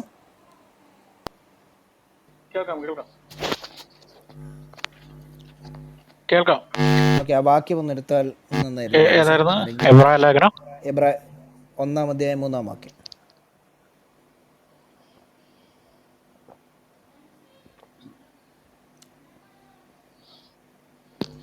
അവനവന്റെ തേജസ്സിന്റെ പ്രഭയും തത്വത്തിന്റെ മുദ്രയും സകലത്തെയും തന്റെ ശക്തിയുള്ള വചനത്താൽ വഹിക്കുന്നവനുമാകൊണ്ട് പാപങ്ങൾക്ക് പരിഹാരമുണ്ടാക്കിയ ശേഷം ഉയരത്തിൽ മഹിമയുടെ വലത്തുഭാഗത്തിരിക്കുകയും ഉയരത്തിൽ മഹിമയുടെ വലതുഭാഗത്തിരിക്കുന്ന ക്രിസ്ത്യാനികൾ ഏറ്റവും അധികം ആദരിക്കുന്ന ഈ യേശുവിനെ മുസ്ലിങ്ങൾ അംഗീകരിക്കുകയും ആദരിക്കുകയും ചെയ്യുന്നുണ്ടോ? ഇല്ല, ഒരിക്കലുമില്ല. അടുത്തത്, ഇനി കുറച്ച് പഴയ നിയമത്തിൻ്റെ 1-2 കാര്യങ്ങൾ ഒന്ന് നോക്കണമെന്ന് ആഗ്രഹമുണ്ട്. യെശയ്യാ പ്രവചനം 7-ാമത്തെ അധ്യായം 14-ാമത്തെ വാക്യത്തിൽ പറഞ്ഞിരിക്കുന്നു, കന്യക ഗർഭിണിയായി ഒരു മകനെ പ്രസവിക്കും, അവൻ്റെ പേര് ഇമ്മാനുവൽ എന്നാണ്, അവന് പേരിട്ടത് യേശു എന്നാണ്, വേറെ ഒന്നുമല്ല, യഹോശുവ എന്നാണ് അവന് പേരിട്ടത്. ആ പേരിൽ ക്രിസ്ത്യാനികൾ ഏറ്റവും ആദരിക്കുന്ന യേശുവിനെ മുസ്ലിങ്ങൾ ആദരിക്കുകയും അംഗീകരിക്കുകയും ചെയ്യുന്നുണ്ടോ? കാരണം അവൻ്റെ ജനനത്തിങ്കലാണ് ദൂതന്മാർ സാക്ഷ്യം വഹിച്ചത്, ഇതാ രക്ഷിതാവ് പിറന്നിരിക്കുന്നു. ആ രക്ഷിതാവിനെ മുസ്ലിങ്ങൾ അംഗീകരിക്കുന്നുണ്ടോ? മുസ്ലിം വൃന്ദത്തിന് ഇത് അംഗീകരിക്കാൻ കഴിയുന്ന, ആദരിക്കുവാൻ കഴിയുന്ന ഒരു യേശുവിനെയാണോ? അതുപോലെ തന്നെ മത്തായി എഴുതിയ സുവിശേഷം 14-ാമത്തെ അധ്യായം അതിൻ്റെ 33-ാമത്തെ വാക്യത്തിലേക്ക് വരുമ്പോൾ അവിടെ കാണുന്നൊരു കാര്യമുണ്ട്. കപ്പലിലുള്ളവർ യേശുവിൻ്റെ അടുക്കലേക്ക് വന്നിട്ട് നീ ദൈവപുത്രനാണെന്ന് പറഞ്ഞ് അവനെ നമസ്കരിച്ചു. അപ്പോൾ സകല നമസ്കാരത്തിനും ആരാധനയ്ക്കും യോഗ്യനാണ് യേശു ക്രിസ്തു. കാരണം യേശു ക്രിസ്തു അത് നിഷേധിക്കുന്നില്ല. അപ്പോൾ ആരാധനയ്ക്ക് യോഗ്യനായ, ആരാധനയ്ക്ക് അർഹനായ ഈ യേശുവിനെ മുസ്ലിങ്ങൾ അംഗീകരിക്കുകയും ആദരിക്കുകയും ചെയ്യുന്നുണ്ടോ? ഫിലിപ്പിയർക്ക് എഴുതിയ ലേഖനം 2-ാമത്തെ അധ്യായം 10-11 വാക്യങ്ങൾ വായിക്കുമ്പോൾ ഇങ്ങനെ വായിക്കുന്നു, യേശു ക്രിസ്തുവിൻ്റെ നാമത്തിൽ സ്വർഗ്ഗലോകരുടെയും ഭൂലോകരുടെയും അധോലോകരുടെയും എല്ലാ മുഴങ്കാലുകളും മടങ്ങും, എല്ലാ നാവും യേശു ക്രിസ്തു തന്നെ ദൈവമെന്ന്, കർത്താവെന്ന് അവർ സമ്മതിക്കും, അവർ ഏറ്റുപറയും. യേശുക്രിസ്തു ദൈവമെന്നും കർത്താവെന്നും ഏറ്റുപറയപ്പെടുന്ന, എല്ലാ മുഴങ്കാലുകളും മടങ്ങുമെന്ന് ക്രിസ്ത്യാനികൾ പറയുന്ന, ക്രിസ്ത്യാനികൾ ആദരിക്കുന്ന സകല സ്തുതിക്കും, സകല സ്തോത്രത്തിനും, സകല മാനത്തിനും, സകല പുകഴ്ചയ്ക്കും, സകല മഹത്വത്തിനും യോഗ്യനായ, സകല ആരാധനകൾക്കും യോഗ്യനായ ഈ യേശുക്രിസ്തുവിനെ മുസ്ലിങ്ങൾ അംഗീകരിക്കുമോ? മുസ്ലിങ്ങൾ ആദരിക്കുമോ? ഇതൊക്കെയാണ് യേശു ക്രിസ്തു. ഇതിലെല്ലാറ്റിലുമുപരി താണഭൂമിയിൽ വേഷത്തിൽ മനുഷ്യനായി ദൈവം താൻ ഇറങ്ങി വന്നത് യേശു എന്ന പേരിലാണ് എന്ന് ക്രിസ്ത്യാനികൾ ഏറ്റവും ആദരിക്കുന്ന യേശുവിനെക്കുറിച്ച് ബൈബിളിൽ രേഖപ്പെടുത്തി വച്ചിരിക്കുമ്പോൾ, ആ യേശുവിനെ, ക്രിസ്ത്യാനികൾ ഏറ്റവും ആദരിക്കുന്ന ദൈവമാകുന്ന ഈ യേശുവിനെ മുസ്ലിങ്ങൾ ആദരിക്കുകയും അംഗീകരിക്കുകയും ചെയ്യുന്നുണ്ടോ? തീർന്നില്ല, അവിടെയും തീർന്നില്ല. സകല മാനവരാശിയുടെ പാപത്തെ തൻ്റെ തോളിൽ ചുമന്ന് വേഷത്തിൽ മനുഷ്യനായി താണഭൂമിയിലേക്ക് ഇറങ്ങി വന്ന് ഒരു മനുഷ്യനെ പോലെ, ഒരു മനുഷ്യൻ ജനിക്കുന്നത് എങ്ങനെയെന്നോ അവണ്ണം ജനിച്ച്, ഒരു മനുഷ്യൻ എങ്ങനെ ജീവിക്കുമോ അവണ്ണം ജീവിച്ച്, മനുഷ്യന് വേണ്ടി സകല മാതൃകകളും ഉത്തമ മാതൃകയായി കാണിച്ചു തന്നുകൊണ്ട്, മനുഷ്യന് വേണ്ട സകലതും അവൻ്റെ ജീവിതം കൊണ്ട് വരച്ചു കാണിച്ചുകൊണ്ട്, ആ ഗോൽഗോഥയുടെ കളത്തിൽ അതിനു മുൻപായി ഗ്രഹവിചാരകന്മാരുടെ മുൻപാകെ രാജ്യദ്രോഹി എന്ന് മുദ്ര കുത്തപ്പെട്ടപ്പോൾ, ദൈവദൂഷകൻ എന്ന് മുദ്ര കുത്തപ്പെട്ടപ്പോൾ, ഇവരുടെ എല്ലാം നടുവിൽ നിന്നുകൊണ്ട് ആർക്കെൻ്റെ പാപത്തെക്കുറിച്ച് ബോധ്യം വരുത്തുവാൻ കഴിയുമെന്ന പ്രാഗൽഭ്യത്തോടെയുള്ള ചോദ്യത്തിന് മുൻപായി ഒരു മനുഷ്യനും കിടപിടിച്ച് നിൽക്കാൻ കഴിയാത്ത പാപരഹിതനായ ഈ യേശു ക്രിസ്തുവിൽ മുസ്ലിങ്ങൾ വിശ്വസിക്കുമോ? ഇല്ല. അവൻ പീലാത്തോസിൻ്റെ വിധിക്ക് മുന്നിൽ ഒന്ന് കുറേ 40 അടികൾ കൊള്ളുകയും അവൻ്റെ മാംസകഷ്ണങ്ങൾ ആ ചാട്ടകളുടെ അറ്റത്തുള്ള ആ കൂർത്ത കമ്പി കഷ്ണങ്ങളും എല്ലിൻ കഷ്ണങ്ങളും കൊണ്ട് പറിച്ചു മാറ്റപ്പെട്ടപ്പോൾ ആ ശിക്ഷാക്കളം ഒരു രക്തക്കളമായി മാറി. അവൻ്റെ പുറമുഴവുചാൽ പോലെ കീറപ്പെട്ടു. തിരുവചനത്തിൽ പഴയ നിയമത്തിൽ പറയുന്നത് പോലെ സാക്ഷാൽ അവൻ നമ്മുടെ രോഗങ്ങൾക്കായി, നമ്മുടെ വേദനകൾക്കായി അവൻ അടികളേറ്റു. അവൻ്റെ അടിപ്പിണരുകളാൽ സൗഖ്യം വ്യാപരിക്കുവാനായി അവൻ അടികളേറ്റു. ഈ യേശു ക്രിസ്തുവിൽ മുസ്ലിങ്ങൾ വിശ്വസിക്കുമോ? ഈ യേശുവിനെ മുസ്ലിങ്ങൾ ആദരിക്കുമോ? ക്രിസ്ത്യാനികൾ ഏറ്റവും ആദരിക്കുന്ന ഈ കർത്താവിനെ മുസ്ലിങ്ങൾ അംഗീകരിക്കുമോ? തീർന്നില്ല. തുടർന്നുള്ള അവനെ ക്രൂശിക്ക എന്നുള്ള ജനങ്ങളുടെ ഉച്ച നിലവിളിയെങ്കിൽ ഒരു ഭാരമേറിയ മരക്കുരിശെടുത്ത് തൻ്റെ തോളിലേക്ക് വെച്ച്, ഈ ഭാരമുള്ള കുരിശ് ഇത്രയും അടികളേറ്റ 2 ദിവസം നീളുന്ന ചോദ്യങ്ങൾക്ക് ശേഷം, ഈ ചോദ്യം ചെയ്യലിന് ശേഷം ഭാരമേറിയ ക്രൂശെടുത്ത് തോളിൽ ചുമന്ന് വീണും എഴുന്നേറ്റും ഗോൽഗോഥയുടെ കളത്തിലേക്ക് കയറി ചെല്ലുന്നൊരു കാഴ്ചയുണ്ട്. ആ മലമുകളിലേക്ക് കയറി ചെന്ന് അവൻ പാപികളുടെ അല്ലെങ്കിൽ കുറ്റക്കാരുടെ, കൊലയാളികളുടെ ഏറ്റവും അധികം പാപം ചെയ്ത് അല്ലെങ്കിൽ കൊടൂരമായ പാപത്തിന് ശിക്ഷ വിധിക്കപ്പെടുന്ന ക്രൂശിക്കപ്പെടുക എന്നുള്ള ശിക്ഷ വിധിക്കപ്പെട്ട ഈ കർത്താവ് പാപികളോടുകൂടെ, എനിക്കതിൻ്റെ ആ വാക്ക് കിട്ടുന്നില്ല പറയാൻ, അത്രയും കൊടിയ പാപം ചെയ്തവരോടുകൂടെ ക്രൂശിക്കപ്പെടുകയാണ്. ഇരു കള്ളന്മാരുടെ നടുവിൽ ക്രൂശിക്കപ്പെടുകയാണ്. ആർക്കു വേണ്ടി? മാനവരാശിക്ക് വേണ്ടി, എനിക്ക് വേണ്ടി, നിങ്ങൾക്ക് വേണ്ടി. ഈ യേശു ക്രിസ്തുവിനെ മുസ്ലിങ്ങൾ ആദരിക്കുകയും ബഹുമാനിക്കുകയും ചെയ്യുമോ? ആ കാൽവറി ക്രൂശിൽ രക്തം തുള്ളി തുള്ളിയായി ഒഴുക്കി, ഓരോ തുള്ളി രക്തവും മനുഷ്യൻ്റെ പാപത്തിൻ്റെ പരിഹാരത്തിന് വേണ്ടി ചൊരിഞ്ഞ് തൻ്റെ കൈകളിൽ ആണിയടിക്കപ്പെട്ട ഈ യേശു ക്രിസ്തുവിനെ മുസ്ലിങ്ങൾ അംഗീകരിക്കുമോ? മുസ്ലിങ്ങൾ ഈ യേശു ക്രിസ്തുവിനെ ആദരിക്കുമോ? ഇരു കരങ്ങളും ചേർത്ത് ആണിയടിക്കപ്പെട്ട ഈ യേശു ക്രിസ്തുവിനെ മുസ്ലിങ്ങൾ അംഗീകരിക്കുമോ? ആദരിക്കുമോ? തീർന്നില്ല. ശിരസിൽ മുൾമുടി ആഴ്ത്തപ്പെട്ട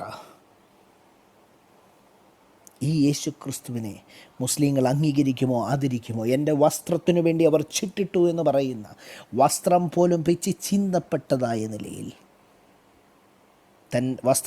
വസ്ത്രം പിച്ചി ചീന്തുന്നത് പോലെ ആ നിലയിൽ തൻ്റെ ശരീരം ചീന്തപ്പെട്ടപ്പോൾ തൻ്റെ വസ്ത്രത്തിനു വേണ്ടി ചീട്ടിട്ട ആ വസ്ത്രം എടുത്തുകൊണ്ടുപോയ വ്യക്തികൾ, ആ യേശു ക്രിസ്തുവിനെ മുസ്ലിങ്ങൾ ആദരിക്കുമോ? മുസ്ലിങ്ങൾ അംഗീകരിക്കുമോ? അവിടം കൊണ്ടും അവസാനിച്ചില്ല. അവൻ്റെ വിലാപ്പുറത്ത് കുത്തി ഒരു മനുഷ്യൻ്റെ ശാസ്ത്രീയമായ നിലയിൽ പരിശോധിച്ചാൽ, ശാസ്ത്രീയമായ നിലയിൽ ചിന്തിച്ചാൽ, എങ്ങനെ മരിച്ചെന്ന് പറഞ്ഞാലും, എങ്ങനെ ചോര വാർന്ന് വലിച്ചെന്ന് പറഞ്ഞാലും, ഒരുവൻ്റെ ലങ്സിലും അവൻ്റെ ഹൃദയത്തിൻ്റെ അടിയിലും 4 ചേമ്പറുകളുള്ളതിൻ്റെ താഴത്തെ ചേമ്പറിൽ കുറച്ച് രക്തം കെട്ടിക്കിടക്കും, കുറച്ച് വെള്ളവും രക്തവും കൂടെ ചേർന്ന് കെട്ടിക്കിടക്കുമെന്ന് പറയുമ്പോൾ, ഒരു കുന്തത്തിൻ്റെ കുത്തലിൽ തൻ്റെ വിലാപ്പുറത്ത് കുത്തി തൻ്റെ ഹൃദയത്തെ ചങ്കിനെ കുത്തിത്തുളച്ച് അവസാനത്തുള്ളി രക്തവും ജലവും വരെ പുറത്തു വരത്തക്ക നിലയിൽ അവസാനത്തുള്ളി രക്തം വരെ തൻ്റെ പ്രിയപ്പെട്ടവർക്ക് വേണ്ടി ചിന്തി, തൻ്റെ ജനത്തിനു വേണ്ടി ചിന്തി മരിച്ച് മൺമറഞ്ഞു പോയ, ആരോ കമൻ്റ് ഇട്ടിട്ടുണ്ട് വോയിസ് പോയെന്ന്. വോയിസ് ക്ലിയർ ആണോ?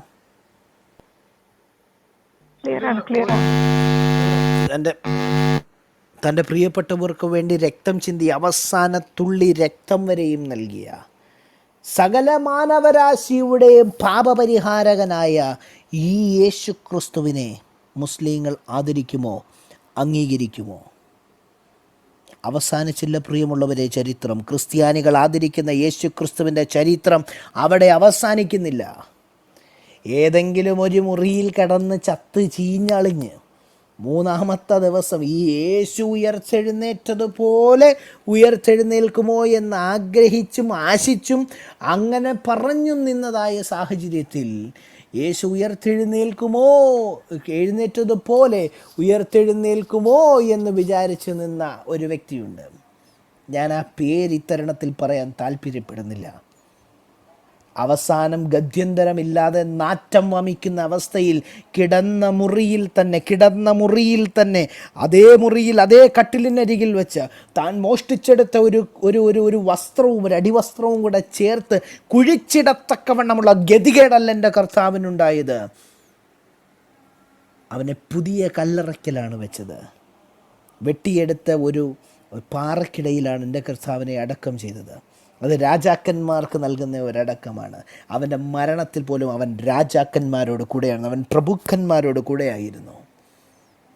തീർന്നില്ല പ്രിയമുള്ളവരെ, അതിൻ്റെ പുറത്തേക്ക് ഒരു വലിയ ഉരുളൻ കല്ല് എടുത്തു വച്ചു. ഒരു വലിയൊരു മുദ്രയും അതിൻ്റെ പുറത്ത് ചെയ്തു, ഒരു സീലും കൂടെ വച്ചു.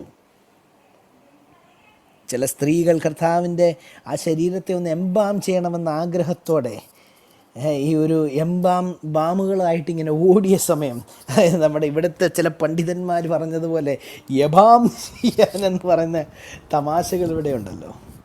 അങ്ങനെ ആ സ്ത്രീകളും ആ ശരീരത്തെ എംബാം ചെയ്യാനായിട്ട്, ആ ശരീരത്തിൽ പൂശാനായി ഈ തൈലമായിട്ട് പൊയ്ക്കൊണ്ടിരുന്ന സമയം 100 കിലോ 100 കിലോ 450 കിലോ 100 റാത്തൽ 100 റാത്തലല്ലേ, സോറി, ഞാൻ റാത്തലിൻ്റെ കണക്ക് മറന്നുപോയി. ഇതും ചുമന്ന് ആ സഹോദരിമാർ പോവുകയാണ്. അങ്ങനെ പോയപ്പോൾ സ്വർഗത്തിലെ ഒരു ദൂതൻ ഇറങ്ങി കല്ലുരുട്ടി മാറ്റിവെച്ചു. ദൂതൻ കല്ലുരുട്ടി മാറ്റിവെച്ച് യേശു പുറത്തു പോയെന്ന് എഴുതിയിട്ടില്ല. യേശുവിന് പുറത്തു പോകാൻ ആ കല്ലുകളൊന്നും ഉരുട്ടി മാറ്റുമൊന്നും വേണ്ട. പക്ഷെ ഒരു ദൂതൻ ഇറക്കിയെന്ന് ഇവരുടെ ഒരു ചിന്തയുണ്ടായിരുന്നു, ആർ നമുക്ക് വേണ്ടി കല്ലുരുട്ടി മാറ്റും? എൻ്റെ കർത്താവ് നിനക്ക് വേണ്ടി ദൂതന്മാരെ അയച്ച് കല്ലുരുട്ടി മാറ്റിക്കും. ആ കല്ലുരുട്ടി മാറ്റി വെച്ചിട്ട് ഇന്നും എഴുതി വച്ചിരിക്കുന്നൊരു കാര്യമുണ്ട്. ആ ദൂതൻ പറഞ്ഞൊരു വാക്കിങ്ങനെയാണ്, അവൻ ഇവിടെ ഇല്ല, അവൻ ഉയർത്തെഴുന്നേറ്റിരിക്കുന്നു. അവിടെയും അവസാനിച്ചില്ല. ആരെങ്കിലും മോഷ്ടിച്ചു കൊണ്ടുപോയ ഒരു ശരീരം എടുത്തുകൊണ്ട് ഏതെങ്കിലും ഒരു ദൂതൻ, ഏതെങ്കിലും ഒരു വെള്ളപ്പിശാജ്, ഇത് ഞാൻ പറയുന്നത് എൻ്റെ വാക്കുകളല്ല, ഷെയ്ഖ് ഖുർത്തുബിയുടെ വാക്കുകളാണ്, ഇമാം ഖുർത്തുബിയുടെ വാക്കുകളാണ്. ഒരു വ്യക്തിയുടെ അടുക്കൽ വെള്ളപ്പിശാജ് ജിബ്രീൽ എന്ന മലക്കിൻ്റെ രൂപത്തിൽ വന്ന ആയത്തുകൾ നൽകുമായിരുന്നു. അതൊക്കെയല്ലേ ഈ മേലെഴുതിയിരിക്കുന്ന ആയത്തുകൾ എന്ന് പറഞ്ഞു കൊടുത്തിരിക്കുന്ന വാക്കുകൾ അവിടെ പറയുമ്പോൾ കർത്താവായ യേശു ക്രിസ്തു ഉയർത്തെഴുന്നേറ്റിരിക്കുന്നു എന്ന് സാക്ഷാൽ ദൈവദൂതൻ അവിടെ പറയുന്ന ഒരു കാര്യമുണ്ട്. അവനിവിടെ ഇല്ല, അവൻ ഉയർത്തെഴുന്നേറ്റിരിക്കുന്നു. ഈ ഉയർത്തെഴുന്നേറ്റ യേശുവിനെ മുസ്ലിങ്ങൾ അംഗീകരിക്കുമോ? ഈ ഉയർത്തെഴുന്നേറ്റ ക്രിസ്ത്യാനികൾ ഏറ്റവും ആദരിക്കുന്ന ഉലകമഹാന്മാരഖിലരും ഒരുപോലെ കല്ലറയ്ക്കൽ ഉറങ്ങുന്നു. നമ്മുടെ ഉന്നതൻ യേശു മാത്രം ഉയരത്തിൽ വാഴുന്നു എന്ന് പാട്ടുകൾ പാടിപ്പോലും ആദരിക്കുന്ന യേശുവിനെ മുസ്ലിങ്ങൾ അംഗീകരിക്കുമോ? മുസ്ലിങ്ങൾ ആദരിക്കുമോ? അടുത്തത് എവിടെ ആദരിക്കുന്ന? താഴെ വരുന്ന ഇരുന്നോണ്ട് വട്ടുപിടിച്ച പോലെ ഒരു വാർത്ത എഴുതുന്ന കണ്ടില്ല. അത് നമുക്ക് ഇത് കഴിഞ്ഞിട്ട് പിടിക്കാം. അവിടം കൊണ്ടും അവസാനിച്ചില്ല. അവൻ എവിടെയോ ഉയർത്തെഴുന്നേറ്റു എന്ന് പറയപ്പെടുക മാത്രമല്ല, തൻ്റെ ശിഷ്യവൃന്ദങ്ങൾക്കും മറ്റനേക ആയിരങ്ങൾക്കും അവൻ പ്രത്യക്ഷനായി. അതിന് കൃത്യമായി അവൻ പ്രത്യക്ഷനായി എന്ന് ചരിത്രം പോലും രേഖ എഴുതി വച്ചിരിക്കുമ്പോൾ അവർ കാണുകെ മീതെ സ്വർഗത്തിലേക്ക് എടുക്കപ്പെട്ട ഒരു കാഴ്ചയുണ്ട്. ആ കർത്തൃസന്നിധിയിലേക്ക്, അല്ലെങ്കിൽ ആ സ്വർഗത്തിലേക്ക് താൻ കടന്നുപോയപ്പോൾ 2 ദൂതന്മാരടുക്കൽ വന്ന് പറഞ്ഞു, ഗലീല പുരുഷന്മാരെ, നിങ്ങൾ നോക്കി നിൽക്കുന്നത് എന്ത്? നിങ്ങൾക്ക് മുൻപായി എടുക്കപ്പെട്ട ഈ യേശു ക്രിസ്തു താൻ പോയതുപോലെ തന്നെ മടങ്ങി വരുമെന്ന് എഴുതിയിരിക്കുന്നു. സകല മാനവരാശിക്കുമായി തൻ്റെ ജീവൻ വെച്ച, മരിച്ച് അടക്കപ്പെട്ട് 3-ാം ദിനം ഉയർത്തെഴുന്നേറ്റ് ക്രിസ്ത്യാനികൾ ഏറ്റവും ആദരിക്കുന്ന ഈ യേശു ക്രിസ്തു ശിഷ്യന്മാർക്ക് പ്രത്യക്ഷനായി സ്വർഗത്തിലേക്ക് കയറിപ്പോയി. ആ കയറിപ്പോയതുപോലെ തന്നെ തൻ്റെ വിശുദ്ധന്മാരെ ചേർക്കുവാൻ അവൻ താണഭൂമിയിലേക്ക് ഇറങ്ങി വരും എന്ന് പറഞ്ഞിരിക്കുന്ന, ക്രിസ്ത്യാനികൾ ഏറ്റവും ആദരിക്കുന്ന ഈ യേശു ക്രിസ്തുവിനെ മുസ്ലിങ്ങൾ ആദരിക്കുമോ? ഈ യേശുവിനെ മുസ്ലിങ്ങൾ വിശ്വസിക്കുമോ? അവനിന്നും രാജാതിരാജാവായി കർത്താവായി മീതെ സ്വർഗത്തിൽ എനിക്ക് വേണ്ടി എൻ്റെ തമ്പുരാനായി എൻ്റെ കർത്താവായി ഇരിക്കുന്നു എന്ന് പറയുന്ന ഈ യേശുവിനെ മുസ്ലിങ്ങൾ അംഗീകരിക്കുമോ? അതിനോട് ചേർത്ത് ഞാൻ ഒരു കാര്യം കൂടെ പറയാം. ഞങ്ങൾ ശുശ്രൂഷകർ ഈ ദിവസങ്ങൾ പറയാൻ ആഗ്രഹിക്കുന്ന ഒരു കാര്യമാണ്. വെട്ടേറ്റ് വീണ ഒരു ദൂതനാകുന്ന ഏതെങ്കിലും എമ്പുരാനല്ല എൻ്റെ ഹീറോ. മാനവരാശിക്ക് വേണ്ടി ലോകസ്ഥാപനത്തിന് മുൻപേ അറക്കപ്പെട്ട ദൈവത്തിൻ്റെ കുഞ്ഞാടാകുന്ന ഉടയ തമ്പുരാനാണ് എൻ്റെ ഹീറോ. അവനാണ് എൻ്റെ ദൈവം, അവനാണ് എൻ്റെ കർത്താവ്, അവനാണ് ക്രിസ്ത്യാനികൾ ഏറ്റവും ആദരിക്കുന്ന യേശു ക്രിസ്തു.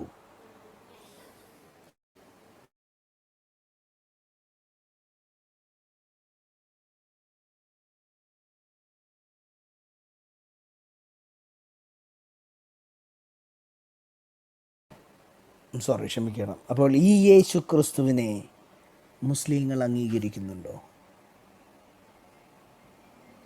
ഈ യേശുവിനെ മുസ്ലിങ്ങൾ അംഗീകരിക്കുകയുമില്ല, മുസ്ലിങ്ങൾ സ്വീകരിക്കുകയുമില്ല.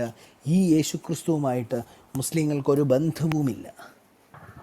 They don't know also. അവർക്ക് അറിയുമില്ല, ഇങ്ങനെ ഒരു യേശുവിനെ അവർ അറിയുന്നില്ല.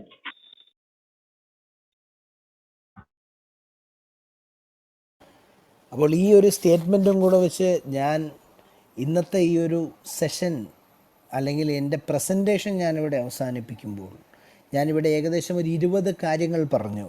ക്രിസ്ത്യാനികൾ ആദരിക്കുന്ന യേശുവിനെക്കുറിച്ചൊരു 20 കാര്യങ്ങൾ, ബേസിക്കായിട്ടുള്ള 20 കാര്യങ്ങൾ. ഇവ പോലും മുസ്ലിങ്ങൾ അംഗീകരിക്കുന്നില്ല, മുസ്ലിങ്ങൾ ആദരിക്കുന്നില്ല. എന്നിട്ടും എഴുതി വച്ചിരിക്കുകയാണ്, ക്രൈസ്തവ സമൂഹം ഏറ്റവും അധികം ആദരിക്കുന്ന യേശുവിനെ മുസ്ലിങ്ങൾ ആദരിക്കുന്നു എന്ന് മാത്രമല്ല അംഗീകരിക്കുകയും ചെയ്യുന്നു എന്ന്. ഇനി അങ്ങനെയാണെന്നുണ്ടെങ്കിൽ കർത്താവായ യേശു ക്രിസ്തു താണഭൂമിയിൽ മാനവരാശിക്ക് വേണ്ടി പ്രത്യക്ഷനായി, അവൻ വേഷത്തിൽ മനുഷ്യനായി വരികയും മരിച്ച് മൺമറഞ്ഞ് 3 ദിവസം കഴിഞ്ഞ് അവൻ ഉയർത്തെഴുന്നേറ്റ് ഇന്നും മാനവരാശിക്ക് വേണ്ടി ജീവിക്കുന്ന സാക്ഷാൽ ദൈവവും സൃഷ്ടാവായ ദൈവമാണെന്ന് ഷെയ്ഖ് മുഹമ്മദ് കാരക്കുന്നടങ്ങുന്ന മുസ്ലിം വൃന്ദം വിശ്വസിക്കുന്നു എന്നാണ് അദ്ദേഹം എഴുതി വച്ചിരിക്കുന്നത്. പക്ഷേ അത് വാസ്തവമല്ല എന്ന് നമുക്കറിയാവുന്നത് കൊണ്ട് യേശു എന്ന് പറയുന്നൊരു പേര് പോലും ഖുറാനിലെവിടെയും കാണാൻ കഴിയാതെ ഇരിക്കെ യേശു ഖുറാനിൽ എന്ന് പറഞ്ഞ് ഷെയ്ഖ് മുഹമ്മദ് കാരക്കുന്നിറക്കിയിരിക്കുന്ന ഒരു വ്യാജഗ്രന്ഥത്തിൻ്റെ വ്യാജ ഉടമയും വെറും വ്യാജനും രാജനുണയനുമായി ായിട്ടുള്ള ഒരു വ്യക്തിയാണ് ഷെയ്ഖ് മുഹമ്മദ് കാരക്കുന്ന്. ഓൻ വെറും കാരക്കുന്ന് മാത്രമല്ല, വഞ്ചകന്മാരിലെ ഉത്തമനായ അള്ളാഹുവിൻ്റെ ബാപ്പയാകാൻ കെൽപ്പുള്ള, തൻ്റെ ബാപ്പയെന്ന് വിളിക്കപ്പെടുന്ന ആ കുതിരയാണോ എന്ന് പോലും ഞാൻ ഈ തരുണത്തിൽ സംശയിച്ചു പോകുന്നു എന്ന് പറഞ്ഞ് തൽക്കാലം എൻ്റെ പ്രസൻറ്റേഷൻ ഇവിടെ അവസാനിപ്പിക്കുകയാണ്. റൂം ഡിസ്കഷനായിട്ട് ഓപ്പൺ ചെയ്യുകയാണ്.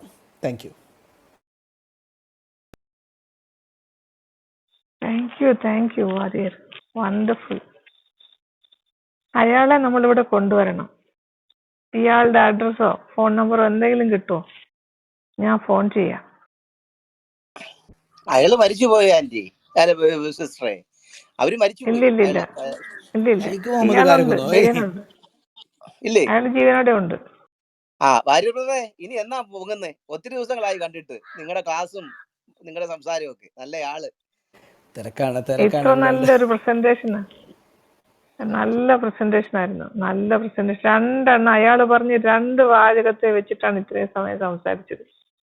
2 സെൻറ്റൻസേ ആയിട്ടുള്ളൂ. ഞാൻ പുസ്തകത്തിനകത്തോട്ട് ഞാൻ കയറിയിട്ടില്ല. പുസ്തകത്തിനകത്തോട്ട് കയറിയാൽ ഇഷ്ടം പോലെ. ഞാനതുകൊണ്ടാണ് പറഞ്ഞത് എനിക്കിതൊരു സീരീസ് ആയിട്ട് വേണം. മിക്കവാറും 1 മാസമെങ്കിലും നമ്മൾ എടുക്കും ഈ ഒരു പുസ്തകം മാത്രം കംപ്ലീറ്റ് ചെയ്യാൻ. ഇതിന്റെ ഫുൾ നമ്മൾ അയാൾക്ക് അയച്ചു കൊടുക്കാം. അയാളുണ്ടല്ലോ ജീവനോടെ.